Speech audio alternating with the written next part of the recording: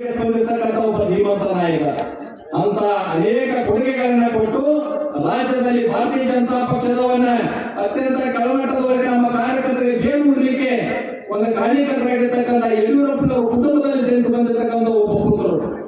ಇವತ್ತು ವಿಜಯನಗರ ರಾಜ್ಯಾಧ್ಯಕ್ಷ ಆದ ಮೇಲೆ ಇವತ್ತು ಇಡೀ ರಾಜ್ಯದಲ್ಲಿ ಒಂದು ಸಂಚಲನ ಮೂಡಿ ಪಕ್ಷದ ಹೊಸ ವಾತಾವರಣ ಸೃಷ್ಟಿಯಾಗಿದೆ. ನಮ್ಮ ಜಿಲ್ಲೆಗೆ ಬಂದಂತಹ ಸಂದರ್ಭದಲ್ಲಿ ಇವತ್ತು ನಾವು ಪ್ರಾರಂಭದಲ್ಲಿ ವೀರ ಸಾವರ್ಕರ್ಗೆ ಮಾಲಾರ್ಪಣೆ ಮಾಡಿ, ಶಿವಾಜಿ ಮಹಾರಾಜರಿಗೆ ಮಾಲಾರ್ಪಣೆ ಮಾಡಿ ಬರ್ತಕ್ಕಂಥ ಸಂದರ್ಭದಲ್ಲಿ ನಮ್ಮ ಸಾವಿರಾರು ಸಂಖ್ಯೆಗಳ ನಮ್ಮ ಯುವ ನಾಯಕರು ಎಂದ ಉತ್ಸಾಹ, ಅವರ ಸಂತೋಷ, ಅವರ ಸಂಭ್ರಮ ಇತ್ತು ಅಂತಕ್ಕಂಥದ್ದನ್ನ ನಾವೆಲ್ಲರೂ ನೋಡಿದ್ದೇವೆ. ಇವತ್ತು ನಮ್ಮ ರಾಜ್ಯಾಧ್ಯಕ್ಷರಿಗೆ ನಿಮ್ಗೆಲ್ಲರಿಂದ ನಾನು ಒಂದು ಭರವಸೆ ಕೊಡ್ತೇನೆ. ಅಧ್ಯಕ್ಷರೇ, ನೀವೇನು ಒಂದು ಶಕ್ತಿ, ನೀವು ಯುವಕರು ಅತ್ಯಂತ ಉತ್ಸಾಹದಿಂದ ಇರ್ತಕ್ಕಂಥವ್ರು. ಇಡೀ ರಾಜ್ಯಾದ್ಯಂತ ನೀವು ಹಿಂದೆ ಯುವ ಮೋರ್ಚಾ ಜವಾಬ್ದಾರಿ ತಗೊಂಡ ನಂತರ, ಅದರ ನಂತರ ಪಕ್ಷದ ಉಪಾಧ್ಯಕ್ಷ ಜವಾಬ್ದಾರಿ ತಗೊಂಡ ನಂತರ ಇಡೀ ರಾಜ್ಯದಲ್ಲಿ ಪ್ರವಾಸ ಮಾಡಿ ನಮ್ಮ ಎಲ್ಲ ಕಾರ್ಯಕರ್ತರ ಶಕ್ತಿಯನ್ನು ತುಂಬಿರ್ತಕ್ಕಂಥ ನಾಯಕರು. ಇವತ್ತು ರಾಜ್ಯಾಧ್ಯಕ್ಷರ ಮತ್ತೆ ಜವಾಬ್ದಾರಿಯನ್ನು ನೀವು ತಗೊಂಡುಕೊಂಡಿದ್ರಿ. ನಮ್ಗೆಲ್ಲರಿಗೆ ನಮ್ಮ ಸಂತೋಷಕ್ಕೆ ಪಾರವೇ ಇಲ್ಲ. ನಮ್ಮ ವಿಜಯಪುರ ಜಿಲ್ಲೆಯಲ್ಲಿ ನಮ್ಮ ಸಾವಿರಾರು ಕಾರ್ಯಕರ್ತರು, ಅವ್ರ ಕಾರ್ಯಕರ್ತರೇ ಒಂದು ದೊಡ್ಡ ಬಲ. ನಾವು ಯಾವತ್ತು ಚುನಾವಣೆಯಲ್ಲಿ ನಾವು ಹಿಂದೆ ಬಿದ್ದಿಲ್ಲ. ಇವತ್ತು ಕಾಂಗ್ರೆಸ್ನ ಪೊಳ್ಳ ಭರವಸೆಯಿಂದ ನಾವು ಮನೆ ರಾಜ್ಯದಲ್ಲಿ ಸರ್ಕಾರ ಕಳ್ಕೊಂಡಿದ್ದೇವೆ. ಪೊಳ್ಳ ಭರವಸೆಯಿಂದ ಸರ್ಕಾರವನ್ನು ಕಳ್ಕೊಂಡಿದ್ದೇವೆ. ಆದ್ರೆ ಇವತ್ತು 6 ತಿಂಗಳಲ್ಲಿ ಮತ್ತೆ ನಮಗೆ ನೀವು ರಾಜ್ಯಾಧ್ಯಕ್ಷ ಆದ್ಮೇಲೆ ನಮಗೆ ಶಕ್ತಿ ಕೊಟ್ಟಾಗಿದೆ. ನಮ್ಮ ಎಲ್ಲ ಕಾರ್ಯಕರ್ತರು ಪುಟಿನ ಧರಿಸಿದ್ದೇವೆ. ನಾವು ನಾಳೆ ಬರ್ತಕ್ಕಂಥ ಲೋಕಸಭಾ ಚುನಾವಣೆಯನ್ನು ಸವಾಲಾಗಿ ಸ್ವೀಕಾರ ಮಾಡ್ತೇವೆ.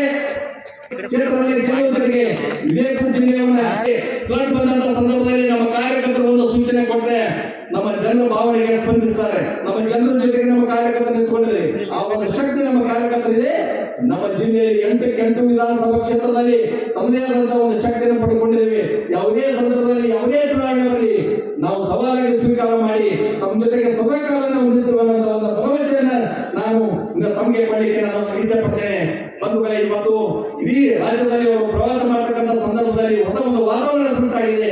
ಮತ್ತೊಮ್ಮೆ ತಮಗೆ ನಾವು ಒಂದು ಶಕ್ತಿಯಾಗಿ ನಾವು ನಿಲ್ತೇವೆ ಅನ್ನೋ ಒಂದು ಭರವಸೆಯನ್ನ ತಮ್ಮ ಮೂಲಕ ನಾನು ಕೊಟ್ಟು ಮತ್ತೊಮ್ಮೆ ಅವರಿಗೆ ಹೃದಯಪೂರ್ವಕವಾಗಿ ನಾನು ಸ್ವಾಗತವನ್ನು ಬಯಸಿ ವೇದಿಕೆ ಮೇಲೆ ಹಚ್ಚಿರ್ತಕ್ಕಂಥ ಎಲ್ಲ ಹಿರಿಯರಿಗೆ ತಮಗೆ ವಂದಿಸಿ ಹೇಳ್ತೇನೆ. ಜೈ ಹಿಂದ್, ಜೈ ಕರ್ನಾಟಕ, ಜೈ ಬಿಜೆಪಿ. ನಾವು ಬಿಜಾಪುರದ ಮಾತು ಹೇಳ್ತಿರ್ತೀವಿ. ಬಿಜಾಪುರ ಜನ ಕಟ್ಟಿದ್ರೆ ಇಡೀ ಜಗತ್ ಪ್ರಸಿದ್ಧವಾಗಿರುವಂತಹ ಗೋಳಗುಮ್ಮಟವನ್ನು ಕಟ್ತಾರೆ. ನಿರ್ಲಕ್ಷ್ಯ ಮಾಡಿಬಿಟ್ಟು ಅಂದ್ರೆ ಬಾರಾಟ ಮನೆ ಬಿಟ್ಬಿಡ್ತಾರೆ ಅಂತ ಒಂದು ಗಾಯ ಮಾಡ್ತದೆ. ಅದರ ಸಲುವಾಗಿ ನಡೆದಾಡುವ ದೇವರು, ಜ್ಞಾನ ಯೋಗಿ, ಪೂಜ್ಯ ದಿವಂಗತ ಸಿದ್ದೇಶ್ವರ ಅಪ್ಪಾಜಿ ಅವರ ನಾಡಿನಲ್ಲಿ ಅವರ ಮಾರ್ಗದರ್ಶನದಲ್ಲಿ ನಾವು ನೀವೆಲ್ಲ ಅವರ ಅನುಭವಗಳನ್ನು ಹಂಚಿಕೊಂಡು 1% ಆದರೂ ಅದನ್ನ ಅನುಷ್ಠಾನ ತರುವಂತ ಕೆಲಸಗಳನ್ನು ಮಾಡ್ತಾ ಇದ್ದೀವಿ. ಇವತ್ತು ಅವರು ಮಾತನ್ನು ಹೇಳಿದ್ರೆ ನೆನಪಾಗ್ತಾ ಇದೆ. ಇವತ್ತಿನವರೆಗೆ ಎಲ್ಲ ಜ್ಞಾನಿಗಳು, ಯೋಗಿಗಳು ಏನೇನು ಹೇಳ್ಬೇಕಾಗಿದೆ ಎಲ್ಲ ಹೇಗಾಗಿದೆ. ಇನ್ನೇನಾದ್ರೂ ಇದ್ರೆ ಅದನ್ನು ಅನುಷ್ಠಾನ ಮಾಡುವಂಥದ್ದು ಮಾತ್ರ ಉಳಿದಿದೆ ಅಂತ ಮಾತನ್ನು ಹೇಳ್ತಿರೋದೆಲ್ಲ ಕೇಳ್ಕೊಂಡಿದ್ದೇನೆ. ಅದೇ ರೀತಿಯಾಗಿ ಸಹಿತ ನಮ್ಮ ಭಾರತೀಯ ಜನತಾ ಪಾರ್ಟಿಯಲ್ಲಿ ನಮ್ಮ ಹಿರಿಯರು ಯಾರಿಗೆ ಹೇಳ್ಬೇಕಾದ್ರೆ ಹೇಗಾಗಿದೆ. ಇನ್ನೇನಾದ್ರೂ ಇದ್ರೆ ಅದನ್ನು ಅನುಷ್ಠಾನ ತರುವಂಥದ್ದು ಮಾತ್ರ ಉಳಿದಿದೆ ಅಂತ ಮಾತನ್ನು ಈ ಸಂದರ್ಭದಲ್ಲಿ ಹೇಳ್ತಿದ್ದೇನೆ.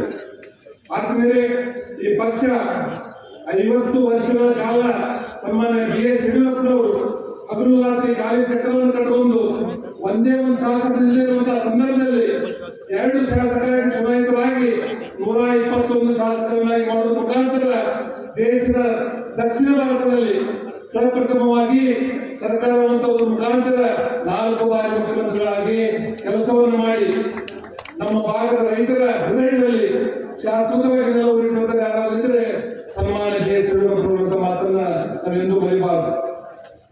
ನಾವು ಹೇಳ್ತಿರ್ತೀವಿ, ಆಡು ಹುಟ್ಟದ ಗಿಡವಿಲ್ಲ, ಯಡಿಯೂರಪ್ಪನವರು ಕೊಟ್ಟದಿರುವಂತಹ ಕೂತುಗಳಿಲ್ಲ ಅಂತ ಮಾತನ್ನ ನಾವು ಬಹಳ ಜನ ವಿಚಾರದಲ್ಲಿ ನಾವು ಮಾತಾಡ್ತಿರ್ತೀವಿ. ಇನ್ನೊಂದು ಗೊತ್ತಿದೆ ಬಿಜಾಪುರದಲ್ಲಿ. ಯಾಕಪ್ಪ ಅಂದ್ರೆ ಬಿಜಾಪುರದ ಗೋಳಗುಮ್ಮಟ ನಮ್ಗೆ ಒಂದೇ ಸಲ ಹೇಳಿದ್ರೆ ನಮ್ಗೆ ಕೇಳಿಸೋದಿಲ್ಲ. ಸಂಜೆ ಗೋಳಗುಮ್ಮಟ 1 ಸಲ ಕರೆದ್ರೆ 7 ಸಲ ಕೂಗ್ಬೇಕು ಅಂದಾಗ ನಮ್ಗೆಲ್ಲ ಬಿಜಾಪುರ ಬಾಗಲಕೋಟದವರಿಗೆ ಒಂದು ಅರ್ಥ ಆಗುತ್ತೆ. ಅದ್ರ ಸಲುವಾಗಿ ಇವತ್ತು ಯಡಿಯೂರಪ್ಪ ಹುಡುಗಿದ್ರೆ ವಿಧಾನಸೌಧ ನಡೆಯುವುದು ಅಂತ ಒಂದು ಕಾಲ. ಅದೇ ತರ ಇವತ್ತು ವಿಜಯೇಂದ್ರ ಅವರು ಹುಡುಗಿದ್ರೆ ಬಿಜಾಪುರ ಹಿಡ್ಕೊಂಡು ಇಡೀ 31 ಜಿಲ್ಲೆ ನಡೆಯುತ್ತದೆ ಅಂತ ಮಾತನ್ನ ಈ ಸಂದರ್ಭದಲ್ಲಿ ಹೇಳ್ತೇನೆ. ಆಗ್ತಿದ್ರ ಜೊತೆಗೆ ನಾವು ಒಂದೇ ಒಂದು ನಾವು ಮಾಡಬೇಕಾಗಿರುವಂತದ್ದು, ಹೋದ ಬಾರಿ ಲೋಕಸಭಾ ಚುನಾವಣೆಯಲ್ಲಿ 28-25 ಅಂತ ಬಂದಾಗ ಕಾಂಗ್ರೆಸ್ನವರು ನಮ್ಮ ಮಾಧ್ಯಮ ಸ್ನೇಹಿತರು ಇದ್ಯಾಕೆ ಸಾಧ್ಯತೆ ಅಂತ ಮಾತನ್ನ ಉಪಯೋಗಿಸ್ತಾ ಇದ್ರು. ಇವತ್ತು ನಾವು ಹೇಳ್ತಾ ಇದ್ವಿ 28 ಲೋಕಸಭೆಗೆ 28 ಗೆಲ್ಲುವುದರ ಮುಖಾಂತರ ನಾವು ನರೇಂದ್ರ ಮೋದಿ ಅವರು ಮತ್ತೊಮ್ಮೆ ಪ್ರಧಾನಮಂತ್ರಿ ಆಗಲಿಕ್ಕೆ ಅವರು ಕೈಗೊಂಡು ಬೆಳೆಸಲಿಕ್ಕೆ ಬಿಜಾಪುರ ಒಳಗೊಂಡು ನಾವು ಗೆಲ್ಲಿಸ್ಕೊಡ್ತೀವಿ ಅಂತ ಮಾತನ್ನ ಈ ಸಂದರ್ಭದಲ್ಲಿ ಇಚ್ಛೆ ಪಡ್ತಾ ಇದ್ದೀನಿ. ಅಷ್ಟೇ ಅಲ್ಲ ಸ್ನೇಹಿತರೆ, ಬರುವಂತ 2022 ತನಕ ನೀವು ವೇಟ್ ಮಾಡಬೇಡಿ. ಲೋಕಸಭಾ ಚುನಾವಣೆ ಒಳಗಡೆ ಹೊರಗಡೆ ಮತ್ತೆ ವಿಧಾನಸಭೆ ಇವತ್ತು ನಾವು ಜಗಳಾಟದಿಂದ ನೋಡ್ತಾ ಇದ್ದೇವೆ. ಒಬ್ಬರಿಗೊಬ್ಬರಿಗೆ ಆಗುದಿಲ್ಲ. ಏನೋ ಒಂದು ಬಿಟ್ಟಿ ಬಾಕಿಗಳನ್ನು ಹೇಳುವ ಮುಖಾಂತರ ಅಧಿಕಾರಕ್ಕೆ ಬಂದು ಆ ಬಾಕಿಗಳನ್ನ ಮಾಡ್ಲಿಕ್ಕೆ ಆಗ್ತಾ ಇಲ್ಲ. ಇವತ್ತೆಲ್ಲ ರೈತರ ಹಳ್ಳಿಯಲ್ಲಿ ಶಾಪಗಳನ್ನು ಈ ಕಾಂಗ್ರೆಸ್ ಸರ್ಕಾರಕ್ಕೆ ಹಾಕ್ತಾ ಇದ್ದಾರೆ. ಇವರೆಲ್ಲ ಇರುವಂತದೆಲ್ಲ ಕೋಮದಲ್ಲಿದೆ. ಅದ್ರ ಸಲುವಾಗಿ ಇನ್ನೂ ಚಿಂತೆ ಮಾಡಬೇಡಿ. ಬರುವಂತಹ ಚುನಾವಣೆಯಲ್ಲಿ 100ಕ್ಕೆ 100ರಷ್ಟು 150 ಸೀಟುಗಳನ್ನು ಗೆಲ್ಲುವ ಮುಖಾಂತರ ಮತ್ತೆ ಭಾರತೀಯ ಜನತಾ ಪಾರ್ಟಿ ಸರ್ಕಾರ ಕರ್ನಾಟಕದಲ್ಲಿ ಆಶೀರ್ವಾದದಿಂದ ಬಂದೇ ಬರ್ತದೆ ಅಂತ ಮಾತನ್ನ ಈ ಸಂದರ್ಭದಲ್ಲಿ ನಾನು ಹೇಳ್ತಾ ಇದ್ದೀನಿ. ದಯವಿಟ್ಟು ಅವರೆಲ್ಲ ವಿಚಾರ ಮಾಡಿ. ನಾವು ಹಳ್ಳಿಯಾಗ ಒಂದು ಗಾಳಿ ಮಾತು ಹೇಳ್ತಿರ್ತೀವಿ, ನಮ್ಮಲ್ಲಿ 4 ಸತ್ರ ಅಮಾವಾಸ್ಯೆ ಮುಂದುದಿಲ್ಲ ಅಂತ ಹೇಳಿ. ಅರ್ಥ ಆಯ್ತಲ್ಲ? 4 ಸತ್ರ ಅಮಾವಾಸ್ಯೆ ಮುಂದುದಿಲ್ಲ. ಅದ್ರ ಸಲುವಾಗಿ ಮತ್ತೆಲ್ಲ ನಡೀತಿರ್ತದೆ. ಅದ್ರ ಸಲುವಾಗಿ ಅವೆಲ್ಲ ಗಟ್ಟಿಯಾಗಲಿ. ಯಾವ್ಯಾವ ಪಕ್ಷದಲ್ಲಿ ಅಸಮಾಧಾನಿತ ಪಕ್ಷಗಳನ್ನ ಕೂಡಿಸುವಂತ ಜೆಡಿಎಸ್ ಮತ್ತು ನಾವು ಒಬ್ಬರು ಒಂದಾಗಿರ್ಲಿ. ಕಾಂಗ್ರೆಸ್ ಅಲ್ಲಿ ಅಸಮಾಧಾನವಾಗಿರುವಂತಹ ಪ್ರಮುಖರನ್ನಾಗಿರ್ಬೋದು, ಕಾರ್ಯಕರ್ತರನ್ನಾಗಿರ್ಬೋದು, ಅವರನ್ನು ಮನವೊಲಿಸಿ ಭಾರತೀಯ ಜನತಾ ಪಾರ್ಟಿ ಕರೆತರುವಂತಹ ಪ್ರಯತ್ನವನ್ನ ನಾವು ಮಾಡಬೇಕು ಅನ್ನುವಂತ ಒಂದು ವಿನಂತಿ ಈ ಸಂದರ್ಭದಲ್ಲಿ ಮಾಡಿ, ನಾನು ಮತ್ತೊಮ್ಮೆ ನಮ್ಮ ರಾಜ್ಯ ಅಧ್ಯಕ್ಷರು ಮತ್ತು ರಾಷ್ಟ್ರೀಯ ಮತ್ತು ರಾಜ್ಯದ ನಾಯಕರು ನನ್ನನ್ನು ಗುರುತಿಸಿ ಒಂದು ರಾಜ್ಯ ಉಪಾಧ್ಯಕ್ಷರಾಗಿ ಈ ಭಾರತದ ಜನರ ಸೇವೆ ಮಾಡುವಂತ ಒಂದು ಜವಾಬ್ದಾರಿ ಪಟ್ಟಿದ್ದಾರೆ. ಅದು ನಿಶ್ಚಿತವಾಗಿ ನಾನು ಹೇಳಿ ನೀವು ವಿಶ್ವಾಸ ನಂಬಿಕೆ ಇಟ್ಕೊಂಡಿದ್ದಾರೆ. ಆ ವಿಶ್ವಾಸ ನಂಬಿಕೆಗೆ ದ್ರೋಹ ಬರಲಾಗುತ್ತೆ ನಾವು ನಡ್ಕೊಳ್ತೀವಿ ಅನ್ನೋ ಮಾತನ್ನ ಈ ಸಂದರ್ಭದಲ್ಲಿ ಹೇಳ್ತಾ ಒಂದು ಮಾತನ್ನ ಹೇಳ್ತೇನೆ. ಮುರುಗೇಶ್ವರನಲ್ಲಿ ಬರೀ ಬಾಗಲಕೋಟೆ ಬೀಳಿಗೆ ಅಲ್ಲ, ಮುರುಗೇಶ್ವರನಲ್ಲಿ ಯಾಕಂದ್ರೆ ಜಿಲ್ಲೆ ಅವ. ನಾನು ನಿಮ್ಮ ಜಿಲ್ಲೆಯ ಅಳಿಯ, ನಿಮ್ಮ ಊರ ಅಳಿಯ ಇರೋದ್ರಿಂದ ನೀವು ಇದೇ ಕೆಲಸ ತಗೊಂಡು ಸಹಿತ ನಾನೇ ಈ ಕ್ಷೇತ್ರದ ಅಭ್ಯರ್ಥಿ ಅಂತ ನಿಮ್ಮ ಕೆಲಸಕ್ಕೆ ಮಾಡಿಕೊಟ್ಟಿರುವಂತ ಮಾತನ್ನ ಈ ಸಂದರ್ಭದಲ್ಲಿ ಹೇಳಿ ನನ್ನ ಮಾತಾಡಲಿಕ್ಕೆ ಅವಕಾಶ ಮಾಡಿಕೊಟ್ಟಿರುವಂತ ನಿಮ್ಮೆಲ್ಲರಿಗೂ ಒಂದು ಮಾತು ಮುಗಿಸ್ತಾ ಇದ್ದೀನಿ. ಜೈ ಹಿಂದ್, ಜೈ ಕರ್ನಾಟಕ, ಜೈ ಬಿಜೆಪಿ. ಇಬ್ಬರು ಹಳೆಯರು ಕೂತಾರ. ಒಬ್ರು ಉತ್ತರ ಕರ್ನಾಟಕದ ಹಳೆಯ ಯಾರು ಅಂತ ಅರ್ಥ ಆಗಿರ್ಬೋದು. ನಮ್ಮನ್ನೆಲ್ಲರ ಅಚ್ಚುಮೆಚ್ಚಿನ ನಾಯಕರು ಮತ್ತು ಭಾರತೀಯ ಜನತಾ ಪಕ್ಷದ ರಾಜ್ಯದ ಅಧ್ಯಕ್ಷರು ಆಗಿರ್ತಕ್ಕಂಥ BY ವಿಜಯೇಂದ್ರಣ್ಣವರು ನಮ್ಮ ಉತ್ತರ ಕರ್ನಾಟಕದ ಹಳೆಯ. ಅದೇ ರೀತಿ ಇನ್ನೊಬ್ಬ ಹಳೆಯ ಇವತ್ತು ನಮ್ಗೆ ಏನೋ ನಿರಾಣಿಯವರು ನಮ್ಮ ಜಿಲ್ಲೆಯ ಹಳೆಯ ಆಗಿರ್ತಕ್ಕಂಥದ್ದು. ಇಬ್ಬರು ಶಕ್ತಿವಂತ ಹಳೆಯರು ಸಿಕ್ಕಿರ್ಬೇಕಾದ್ರೆ ಈ ಜಿಲ್ಲೆಯನ್ನು ಸಮೃದ್ಧಿಯತ್ತ ಕೊಂಡೊಯ್ಯೋದಕ್ಕೆ ಬಹುಶಃ ಯಾವುದೇ ಕೊರತೆ ಆಗ್ಲಿಕ್ಕಿಲ್ಲ ಅಂತ ಈ ಸಂದರ್ಭದಲ್ಲಿ ಹೇಳಿಕೆ ಬಯಸ್ತೇನೆ. ನಮ್ಮ ಉತ್ತರ ಕರ್ನಾಟಕದಲ್ಲಿ ಒಂದು ಪದ್ಧತಿ ಅದ. ಮದುವೆ ಬಂದಂತ ಕರ್ಕೊಂಡು ಬಂದಂತ ಹಳೆಯ ಮಾವನ ಮನೆಗೆ ಬಂದ್ರೆ ಏನ್ ಮಾಡ್ತಾರೆ ಹೇಳಿ? ಹೆಣ್ಮಕ್ಳಲ್ಲೇ ಕೂತಾರೆ, ಒಂದು ಕಪ್ಪು ಚುಕ್ಕಿ ಇಡ್ತಾರೆ. ಹೌದಲ್ಲ? ಒಂದು ಕಪ್ಪು ಚುಕ್ಕಿ ಇಟ್ಟಂಗ ಇನ್ನೊಂದು ಕಪ್ಪು ಚುಕ್ಕಿ ಇಟ್ಟಿರ್ತೀವಿ. ಆ ಕಪ್ಪು ಚುಕ್ಕೆ ಶುಭ ಸಂಕೇತನ, ನಿಮ್ಮ ಅಭಿವೃದ್ಧಿಯ ಸಂಕೇತ ಅಂತ ಹೇಳಿಕೆ ಬಯಸ್ತೇನೆ. ಅದಕ್ಕೆ ಸನ್ಮಾನನೆ, ನಾವು ಈ ಜಿಲ್ಲೆಯಲ್ಲಿ ಇವತ್ತು ಬಹಳಷ್ಟು ವಿಧಾನಸಭಾ ಕ್ಷೇತ್ರಗಳಲ್ಲಿ 21 ಬಾರಿ ಭಾರತೀಯ ಜನತಾ ಪಕ್ಷದಿಂದ ನಾವೆಲ್ಲ ನಾಯಕರುಗಳು ಸೋತಿರ್ಬೋದು. ನಾವು ಸೋತಿದ್ದು ನಮ್ಮ ಕಾರಣಕ್ಕೆ ಸೋತಿದ್ದೇವೆ. ಒಂದು ವೇಳೆ ನಾವು ಸೋತಿದ್ರೆ ಅದು ನಮ್ಮ ಕಾರ್ಯಕರ್ತರ ಕಾರಣಕ್ಕೆ ಸೋತಿದ್ದೇವೆ, ಆದ್ರೆ ಭಾರತೀಯ ಜನತಾ ಪಕ್ಷದ ಕಾರಣಕ್ಕೆ ಅಲ್ಲ, ಭಾರತೀಯ ಜನತಾ ಪಕ್ಷ ಸಿದ್ಧಾಂತದ ಕಾರಣಕ್ಕಲ್ಲ. ನಮ್ಮ ತಪ್ಪುಗಳು ನಾವು ಸೋತಿದ್ದೇವೆ. ಅನೇಕ ಜನ ನಾಯಕರುಗಳು ನಾವು ತಪ್ಪುಗಳು ಮಾಡಿದ್ದೇವೆ. ಎಲ್ಲೋ ನಮ್ಮ ಕಾರ್ಯಕರ್ತರು ಎಲ್ಲೋ ಒಂದು ಕಡೆ ತಪ್ಪುಗಳಿಂದಾಗಿ ನಮ್ಮ ನಿಮ್ಮ ಮಧ್ಯೆ ಇರತಕ್ಕಂಥ ಕೆಲವು ವ್ಯತ್ಯಾಸಗಳಿಂದಾಗಿ ನಾವು ಚುನಾವಣೆಗಳನ್ನು ಸೋತಿರ್ಬೋದು. ಆದರೆ ಭಾರತೀಯ ಜನತಾ ಪಕ್ಷ ವಿಜಯಪುರ ಜಿಲ್ಲೆಯಲ್ಲಿ ಅತ್ಯಂತ ಸುಭದ್ರವಾಗಿದೆ. ಗಟ್ಟಿಯಾಗಿದೆ, ಅದನ್ನ ಬಡಿಗಟ್ಟಿಸುವಂತ ಕೆಲಸ ನಿಮ್ಮ ನಾಯಕತ್ವದಲ್ಲಿ ಭವಿಷ್ಯದಲ್ಲಿ ಆಗ್ತದೆ. ಅದಕ್ಕೆ ನಾವೆಲ್ಲರೂ ಕೂಡ ನಿಮ್ಮ ಜೊತೆ ಕೈ ಜೋಡಿಸ್ತೇವೆ ಅಂತಕ್ಕಂಥ ಮಾತನ್ನ ಈ ಸಂದರ್ಭದಲ್ಲಿ ಹೇಳಲಿಕ್ಕೆ ಬಯಸ್ತೇವೆ. ಜೊತೆಗೆ ಪ್ರಥಮ ಬಾರಿ ವಿಜಯಪುರ ಜಿಲ್ಲೆ ಪಕ್ಷದ ಸಂಘಟನೆಯಲ್ಲಿ ನಮ್ಮ ಜೊತೆ ಹೆಗಲು ಕೊಟ್ಟು ಕೆಲಸ ಮಾಡತಕ್ಕಂಥ, ವಿಶೇಷವಾಗಿ ರೈತರ ಜ್ವಲಂತ ಸಮಸ್ಯೆಗಳನ್ನು ಕುರಿತು ಕೆಲಸ ಮಾಡೋದಕ್ಕೆ ನೀವು ಅವಕಾಶ ಕೊಟ್ಟಿದ್ದೀರಿ. ನಿಮ್ಮ ನಿರೀಕ್ಷೆಗೆ ತಕ್ಕಂತೆ ಕೆಲಸವನ್ನ ನಾನು ಕೂಡ ಮಾಡ್ತೇನೆ. ನಮ್ಮ ಜಿಲ್ಲೆಯ ಜನರ, ನಮ್ಮ ಕಾರ್ಯಕರ್ತರ ಮತ್ತು ನಮ್ಮ ಪಕ್ಷದ, ನಮ್ಮ ನಾಯಕರ ಎಲ್ಲ ಭರವಸೆಯನ್ನು ನಾವು ಉಳಿಸ್ಕೊಡ್ತಕ್ಕಂಥ ಕೆಲಸ ಪ್ರಾಮಾಣಿಕವಾಗಿ ನಾನು ಮಾಡ್ತೇನೆ ಅಂತಕ್ಕಂಥ ಮಾತನ್ನ ಈ ಸಂದರ್ಭದಲ್ಲಿ ಹೇಳ್ತಾ, ಇವತ್ತು ನಾವು ಇಲ್ಲಿರ್ತಕ್ಕಂಥ ಎಲ್ಲ ನಮ್ಮ ಅನೇಕ ಜನ ಹಿರಿಯರು, ಮುಖಂಡರು, ವಿಶೇಷವಾಗಿ ನನ್ನ ಕ್ಷೇತ್ರದಿಂದ ದೇವರಿಪುರ ಕ್ಷೇತ್ರ ಇರ್ಬೋದು ಮತ್ತು ಬಸವನಬಾಗೇವಾಡಿ ಅನೇಕ ಕ್ಷೇತ್ರಗಳಲ್ಲಿ ಬಂದಿರತಕ್ಕಂಥ ಅನೇಕ ಜನ ಮುಖಂಡರಲ್ಲಿ ಕೂತಿದ್ದಾರೆ. ನಿಮ್ಮಿಂದ ಮಾತ್ರ ಈ ಪಕ್ಷವನ್ನ ಮತ್ತೆ ಪುನಃ ತರಲಿಕ್ಕೆ ಸಾಧ್ಯ ಇದೆ. ಇಲ್ಲಿ ಕೂತಿರ್ತಕ್ಕಂಥ ವೇದಿಕೆ ಮೇಲೆ ಕೂತಿರ್ತಕ್ಕಂಥ ನಾವೆಲ್ಲರೂ ಎಷ್ಟೇ ರೋಷಾವೇಶದ ಭಾಷಣಗಳನ್ನು ಮಾಡಿದರೂ ಕೂಡ ಅದರ ಮನೆ ಮನೆಗೆ ಹೋಗಿ ಅಲ್ಲಿರ್ತಕ್ಕಂಥ ಜನರ ಮನವೊಲಿಸುವಂತ ಕೆಲಸವನ್ನ ನಮ್ಮ ನೆಚ್ಚಿನ ಪ್ರಧಾನಮಂತ್ರಿಗಳಾಗಿರ್ತಕ್ಕಂಥ ನರೇಂದ್ರ ಮೋದಿಜಿಯವರು ಮಾಡಿರ್ತಕ್ಕಂಥ ಉತ್ತಮವಾದಂಥ ಕೆಲಸಗಳನ್ನ ಪ್ರತಿಯೊಬ್ಬ ಮತದಾರರ ಮನೆ ಮನೆಗೆ ಹೋಗಿ ಮುಟ್ಟಿಸ್ತಕ್ಕಂಥ ಕೆಲಸವನ್ನ ನಮ್ಮ ಕಾರ್ಯಕರ್ತರು, ನಮ್ಮ ಮುಖಂಡರು ಯಾವಾಗ ನೀವು ಮಾಡಿ ಸಾಧ್ಯ ಆಗ್ತದೆ, ಆಗ ಮಾತ್ರ ನಾವು ಎಲ್ಲ ಕ್ಷೇತ್ರಗಳನ್ನು ಗೆಲ್ಲಲಿಕ್ಕೆ ಸಾಧ್ಯ ಆಗ್ತದೆ. ಇಲ್ಲದ್ರೆ ಸಾಧ್ಯ ಆಗೋದಿಲ್ಲ. ಕೇವಲ ಭಾಷಣಗಳ ವೇದಿಕೆಗೆ ಸೀಮಿತ ಆಗ್ತದೆ. ನಾವು ಲಾಸ್ಟ್ ಟೈಮ್ ಚುನಾವಣೆ ನಾವು ಅನುಭವಿಸಿದ್ದೇವೆ, ಎಲ್ಲ ಒಂದು ಕಡೆ ನಾವು ಒಳ್ಳೆ ಕೆಲಸ ಮಾಡಿದ್ದೇವೆ ಅಂತಕ್ಕಂಥ ಒಂದೇನು ಭರವಸೆ ಇದ್ದಾರೆ. ಮನೆ ಮನೆಗೆ ನಾವು ಕಾರ್ಯಕರ್ತರು, ಮುಖಂಡರು ಮುಟ್ಟದೇ ಇರ್ತಕ್ಕಂಥ ಕೆಲಸ ಆದಾಗ ನಾವು ಚುನಾವಣೆ ಗೆಲ್ಲೋದು ಕಷ್ಟ ಆಗ್ತದೆ. ಉದಾಹರಣೆ ನೆನಪಿಟ್ಕೊಳ್ಳಿ, ಒಂದೇ ಒಂದು ಚುನಾವಣೆ ನಾವು ಇಡೀ ದೇಶದಲ್ಲಿ ಸೋತಿರ್ತಕ್ಕಂಥದ್ದು ಭಾರತೀಯ ಜನತಾ ಪಕ್ಷ ಭದ್ರ ನೆಲೆಯೂರಿರ್ತಕ್ಕಂಥ ಕರ್ನಾಟಕದಲ್ಲಿ ಮಾತ್ರ ನಾವು ಚುನಾವಣೆ ಸೋತಿದ್ದೇವೆ. ದೇಶದ ಯಾವ ರಾಜ್ಯದಲ್ಲೂ ಕೂಡ ಇವತ್ತು ಭಾರತೀಯ ಜನತಾ ಪಕ್ಷ ಯಾವ ಚುನಾವಣೆಯನ್ನು ಸೋತಿಲ್ಲ ಅನ್ನೋ ಅರ್ಥ ಮಾಡ್ತೀವಿ. ಆ ತಪ್ಪು ಮತ್ತೆ ಪುನರಾವರ್ತನೆ ಆಗಬಾರ್ದು. ಲೋಕಸಭಾ ಚುನಾವಣೆಯಲ್ಲಿ ನಾವು ಕೂಡ ಮೈ ಮರಿಬಾರ್ದು. ವಿಜಯೇಂದ್ರ 28 ಗೆಲ್ಲಿಸಿದ್ರು ಅಂತ ಹೇಳಿದ್ದಾರೆ. ಎಸ್ ಪಾಟೀಲ್ ನಡೆಯವರು ಹೇಳಿದ್ದಾರೆ ಅಂತ ಹೇಳಿ ನಾವು ನಮ್ಮ ಕೆಲಸವನ್ನು ಮಾಡ್ತಿದ್ದಾದ್ರೆ ಖಂಡಿತವಾಗಲೂ ಕೂಡ ಚುನಾವಣೆಯಲ್ಲಿ ಪರಿಣಾಮಗಳ ದುಷ್ಪರಿಣಾಮಗಳು ಎದುರಿಸಬೇಕಾಗ್ತದೆ ಅಂತಕ್ಕಂಥ ಒಂದು ಎಚ್ಚರಿಕೆಯನ್ನು ಕೂಡ ಈ ಸಂದರ್ಭದಲ್ಲಿ ನಾವೆಲ್ಲರೂ ಕೂಡ ಅರ್ಥ ಮಾಡ್ಕೊಳ್ಬೇಕಾಗ್ತದೆ.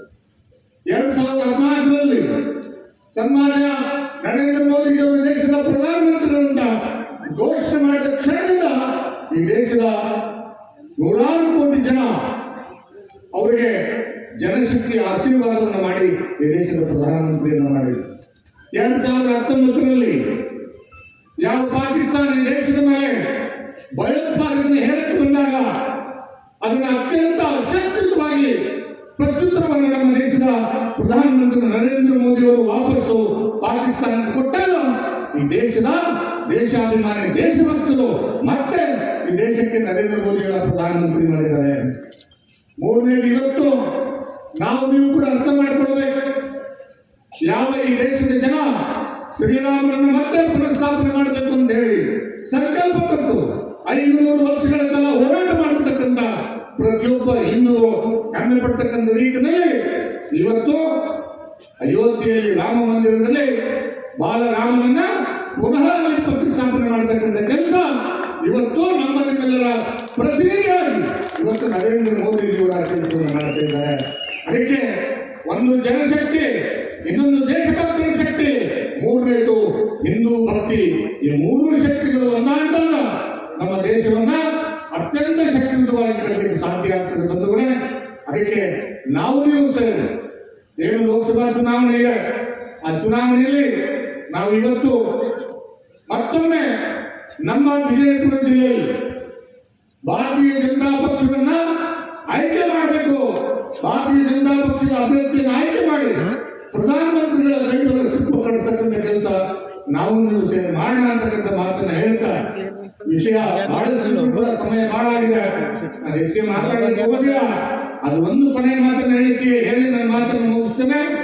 ಒಂದು, ಈ ಸರ್ಕಾರ ಬಂದ ಮೇಲೆ ರೈತರನ್ನು ಸಂಪೂರ್ಣ ನಿರ್ಲಕ್ಷ್ಯ ಮಾಡಿದೆ.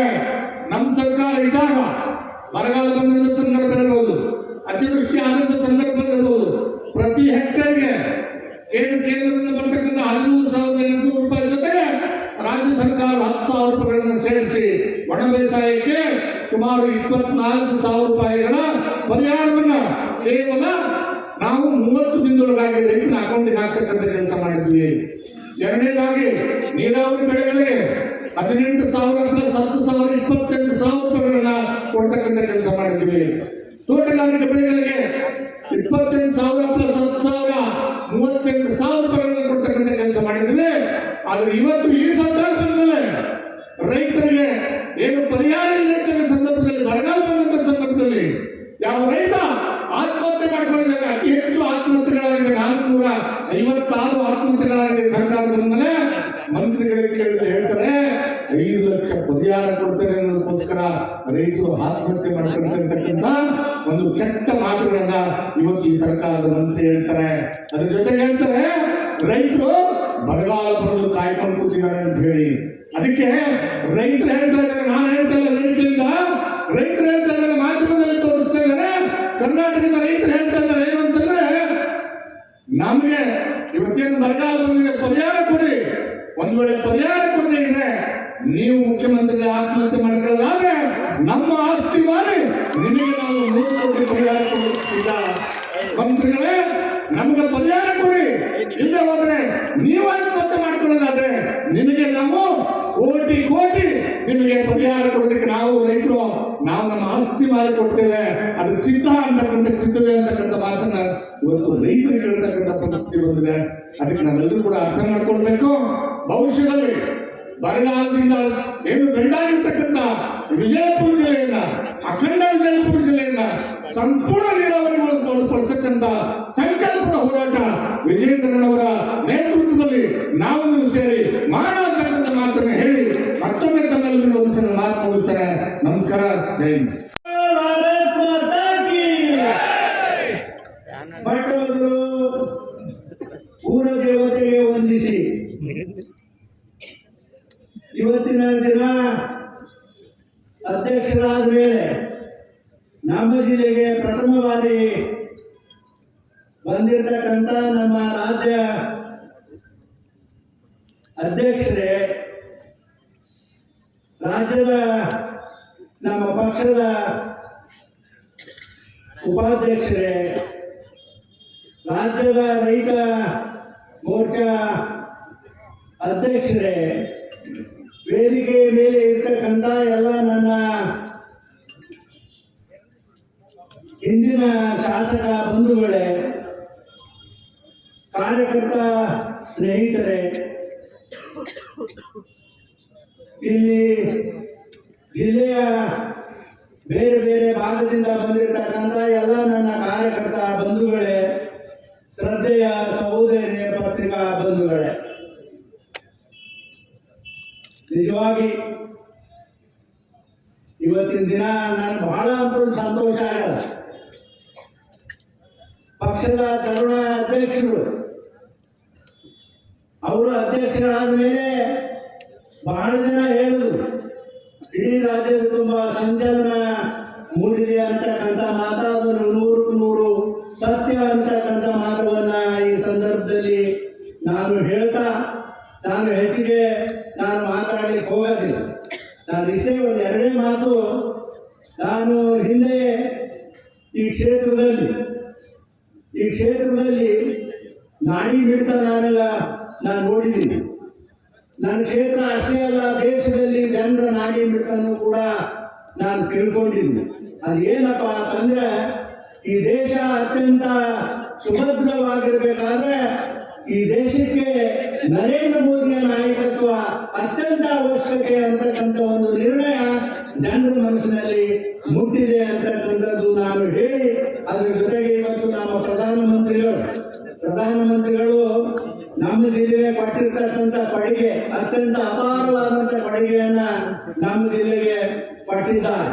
ನೀವು ನೋಡ್ರಿ, ಬರೀ ಹಿಂದೆ ಈ ನಮ್ಮ ಜಿಲ್ಲೆಯಲ್ಲಿ ಬರೀ ಒಂದೇ ಒಂದು ನ್ಯಾಷನಲ್ ಹೈವೇ ಇತ್ತು. ಇವತ್ತು 7 ನ್ಯಾಷನಲ್ ಹೈವೇಗಳನ್ನ ಮಾಡಿ ಸುಮಾರು 1000 ಕೋಟಿ ಹಣವನ್ನ ಖರ್ಚು ಮಾಡತಕ್ಕಂಥ ಪ್ರಯಾಸ ನಮ್ಮ ಜಿಲ್ಲೆಯಲ್ಲಿ ಆಗಿದೆ ಅಂತಕ್ಕಂಥದ್ದು ಸಂತೋಷದಿಂದ ನಾನು ಹೇಳಿ, ಅದರ ಜೊತೆಗೆ ರೈಲ್ವೆಗೂ ಕೂಡ ರೈಲ್ವೆ ಸ್ಟೇಷನ್ ಅಭಿವೃದ್ಧಿ, ರೈಲ್ವೆ ಹಳಿಗಳಿಗೆ ಡಬಲ್ ಹಳಿ ಆಯಿತು. ಇವತ್ತು ಸುಮಾರು 130 ಕೋಟಿ ರೂಪಾಯಿ ಹಣವನ್ನ ಮಂಜೂರಾತಿ ಮಾಡ್ಯಾರ. ಒಟ್ಟಾರೆ ನಮ್ಮ ಜಿಲ್ಲೆಗೆ ಕೇಂದ್ರ ಸರ್ಕಾರದಿಂದ ಬಂದಿರತಕ್ಕಂಥ ಹಣ ಸುಮಾರು 1 ಲಕ್ಷ ಕೋಟಿ ರೂಪಾಯಿ ನಮ್ಮ ಜಿಲ್ಲೆಗೆ ನಾನು 9 ವರ್ಷಗಳಲ್ಲಿ ಖರ್ಚಾಗಿದೆ ಅಂತಕ್ಕಂಥ ಮಾತವನ್ನು ಈ ಸಂದರ್ಭದಲ್ಲಿ ಬಹಳ ಸಂತೋಷದಿಂದ ನಾನು ಹೇಳಿ, ನಾನು ವಿಜೇಂದ್ರ ಸಹೋದರಿಗೆ ಒಂದೇ ಒಂದು ಮಾತು ಹೇಳಲಿಕ್ಕೆ ಬಯಸ್ತೇನೆ. ಯಾವತ್ತೂ ಕೂಡ ತಾವು ಯಾವುದೂ ತಿಳ್ಕೋಬಾರ್ದು. ನಮ್ಮ ಜಿಲ್ಲೆಯ ಜನರು ಮಾಡಿ ಮಿಡಿತ ಸುಮಾರು 45 ವರ್ಷದಿಂದ ನಾನು ನೋಡಿದ್ದೀನಿ. ಆದರೆ ಇದು ನಮ್ಮ ಜಿಲ್ಲೆ ಕಾಂಗ್ರೆಸ್ ವಿರೋಧವಾಗಿರ್ತಕ್ಕಂಥ ಜಿಲ್ಲೆ. ಇದು ಮುಂಚಿನಿಂದ ನಾವು ನೋಡಿದ್ದೀವಿ. ನಾನು ಒಬ್ಬ ದಲಿತ ಮನುಷ್ಯ ಈ ಜಿಲ್ಲೆಯಲ್ಲಿ ಪಕ್ಷದ ಅಧ್ಯಕ್ಷನಾಗಿದ್ದಾಗ ಅವತ್ತು ವಿಧಾನಸಭೆಯ ಚುನಾವಣೆ ನಡೆದಾಗ 17ರಲ್ಲಿ ಸೀಟುಗಳನ್ನ ಗೆಲ್ಲಿಸಿರ್ತಕ್ಕಂಥ ಅದು ಪ್ರೀತಿ ಬಿಜಾಪುರ ಜಿಲ್ಲೆಯ ಜನರಿಗೆ ಹೋಗ್ತದ ಅಂತಕ್ಕಂಥ ಮಾತವನ್ನ ಬಹಳ ಸ್ಪಷ್ಟವಾಗಿ ಈ ಸಲನೂ ಕೂಡ ಆಗ್ತಿತ್ತು. ಯಾವುದೋ ಈ ಕಾಂಗ್ರೆಸ್ನ ಸಹೋದರರು ಎಲ್ಲ ಸುಳ್ಳನ್ನು ಹೇಳಿ ಮತಗಳನ್ನ ಪಡ್ಕೊಂಡಿದ್ದಾರೆ. ಆದರೆ ಒಂದೇ ಒಂದು ನಾನು ಹೇಳಲಿಕ್ಕೆ ಬಯಸ್ತೇನೆ, ಈ ರಾಜ್ಯದಲ್ಲಿ ಯಾಕಂದ್ರೆ ನಮ್ಮ ಪಕ್ಷದ ಅಧ್ಯಕ್ಷರು ನಿರಾಣಿ ಸಾಹೇಬರು, ಆಮೇಲೆ ನಮ್ಮ ನಡಹಳ್ಳಿ ಸಾಹೇಬರು ರಾಜ್ಯ ಸರ್ಕಾರದಲ್ಲಿ ಆಗಿರ್ತಕ್ಕಂಥ ಕೆಲಸವನ್ನ ಹೇಳ.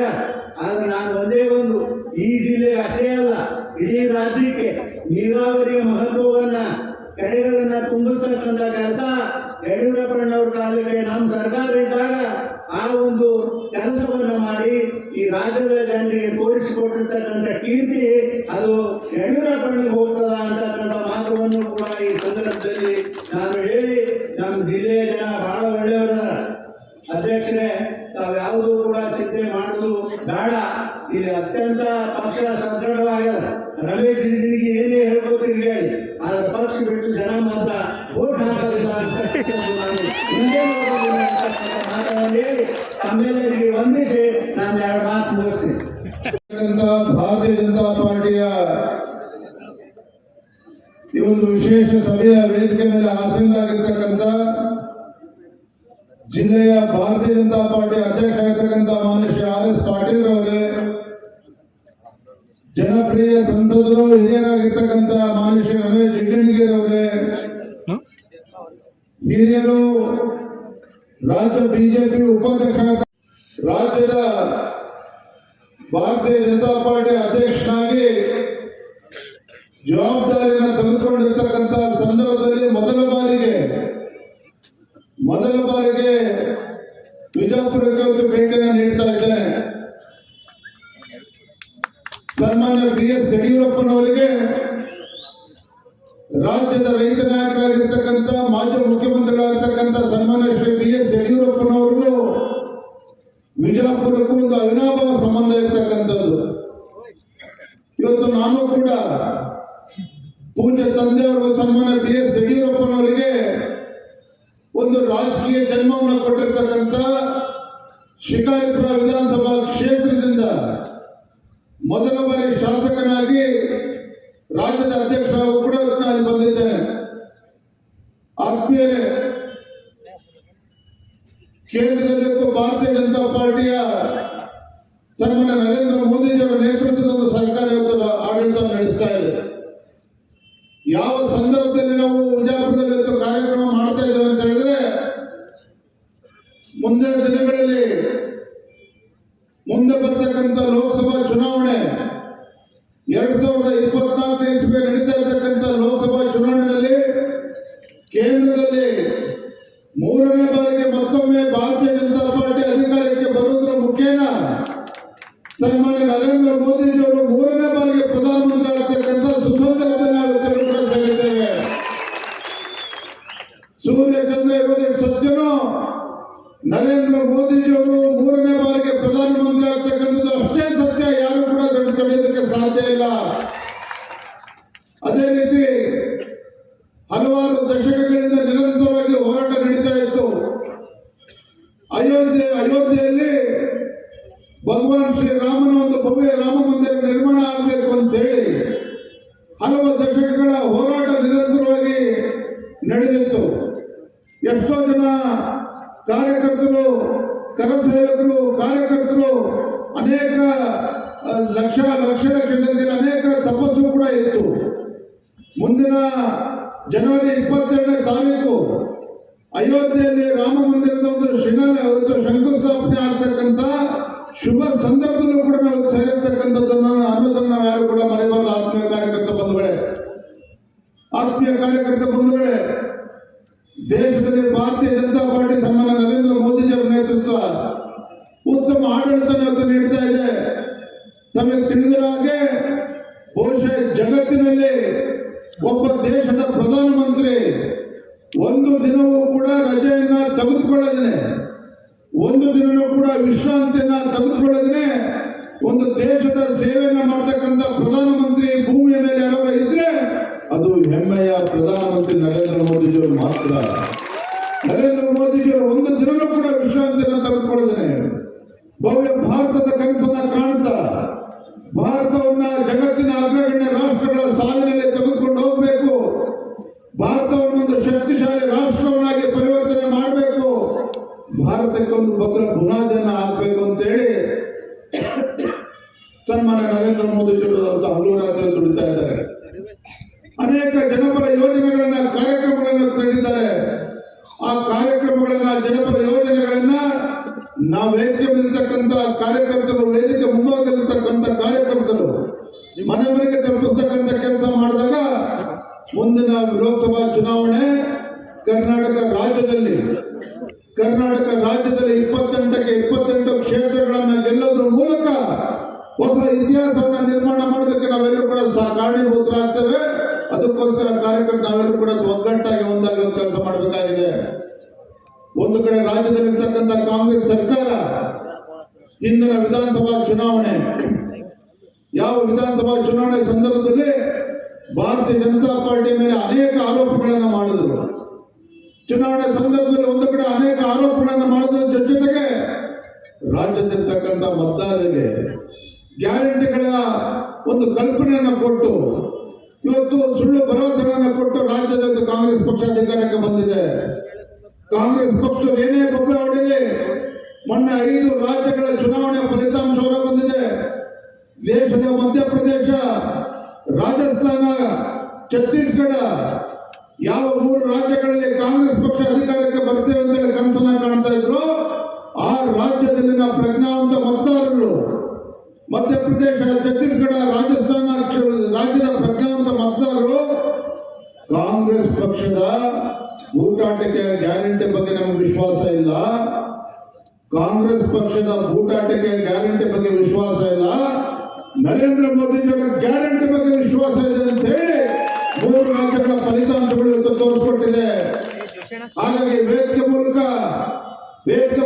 ರಾಜ್ಯದಲ್ಲಿರ್ತಕ್ಕಂಥ ಕಾಂಗ್ರೆಸ್ ಮುಖಂಡರು ಮಾತನ್ನ ಹೇಳ್ತಾನೆ, ನೀವೇನೇ ತಿಪ್ಪಲಾಗ ಹಾಕಿದ್ರು ಮುಂದಿನ ಲೋಕಸಭಾ ಚುನಾವಣೆಯಲ್ಲಿ ಕರ್ನಾಟಕ ರಾಜ್ಯದಲ್ಲಿ ಭಾರತೀಯ ಜನತಾ ಪಾರ್ಟಿಯ ಗೆಲುವಿನ ನಾಗಲೋಟಕ್ಕೆ ತಡೆಯೋದಕ್ಕೆ ಸಾಧ್ಯ ಇಲ್ಲ.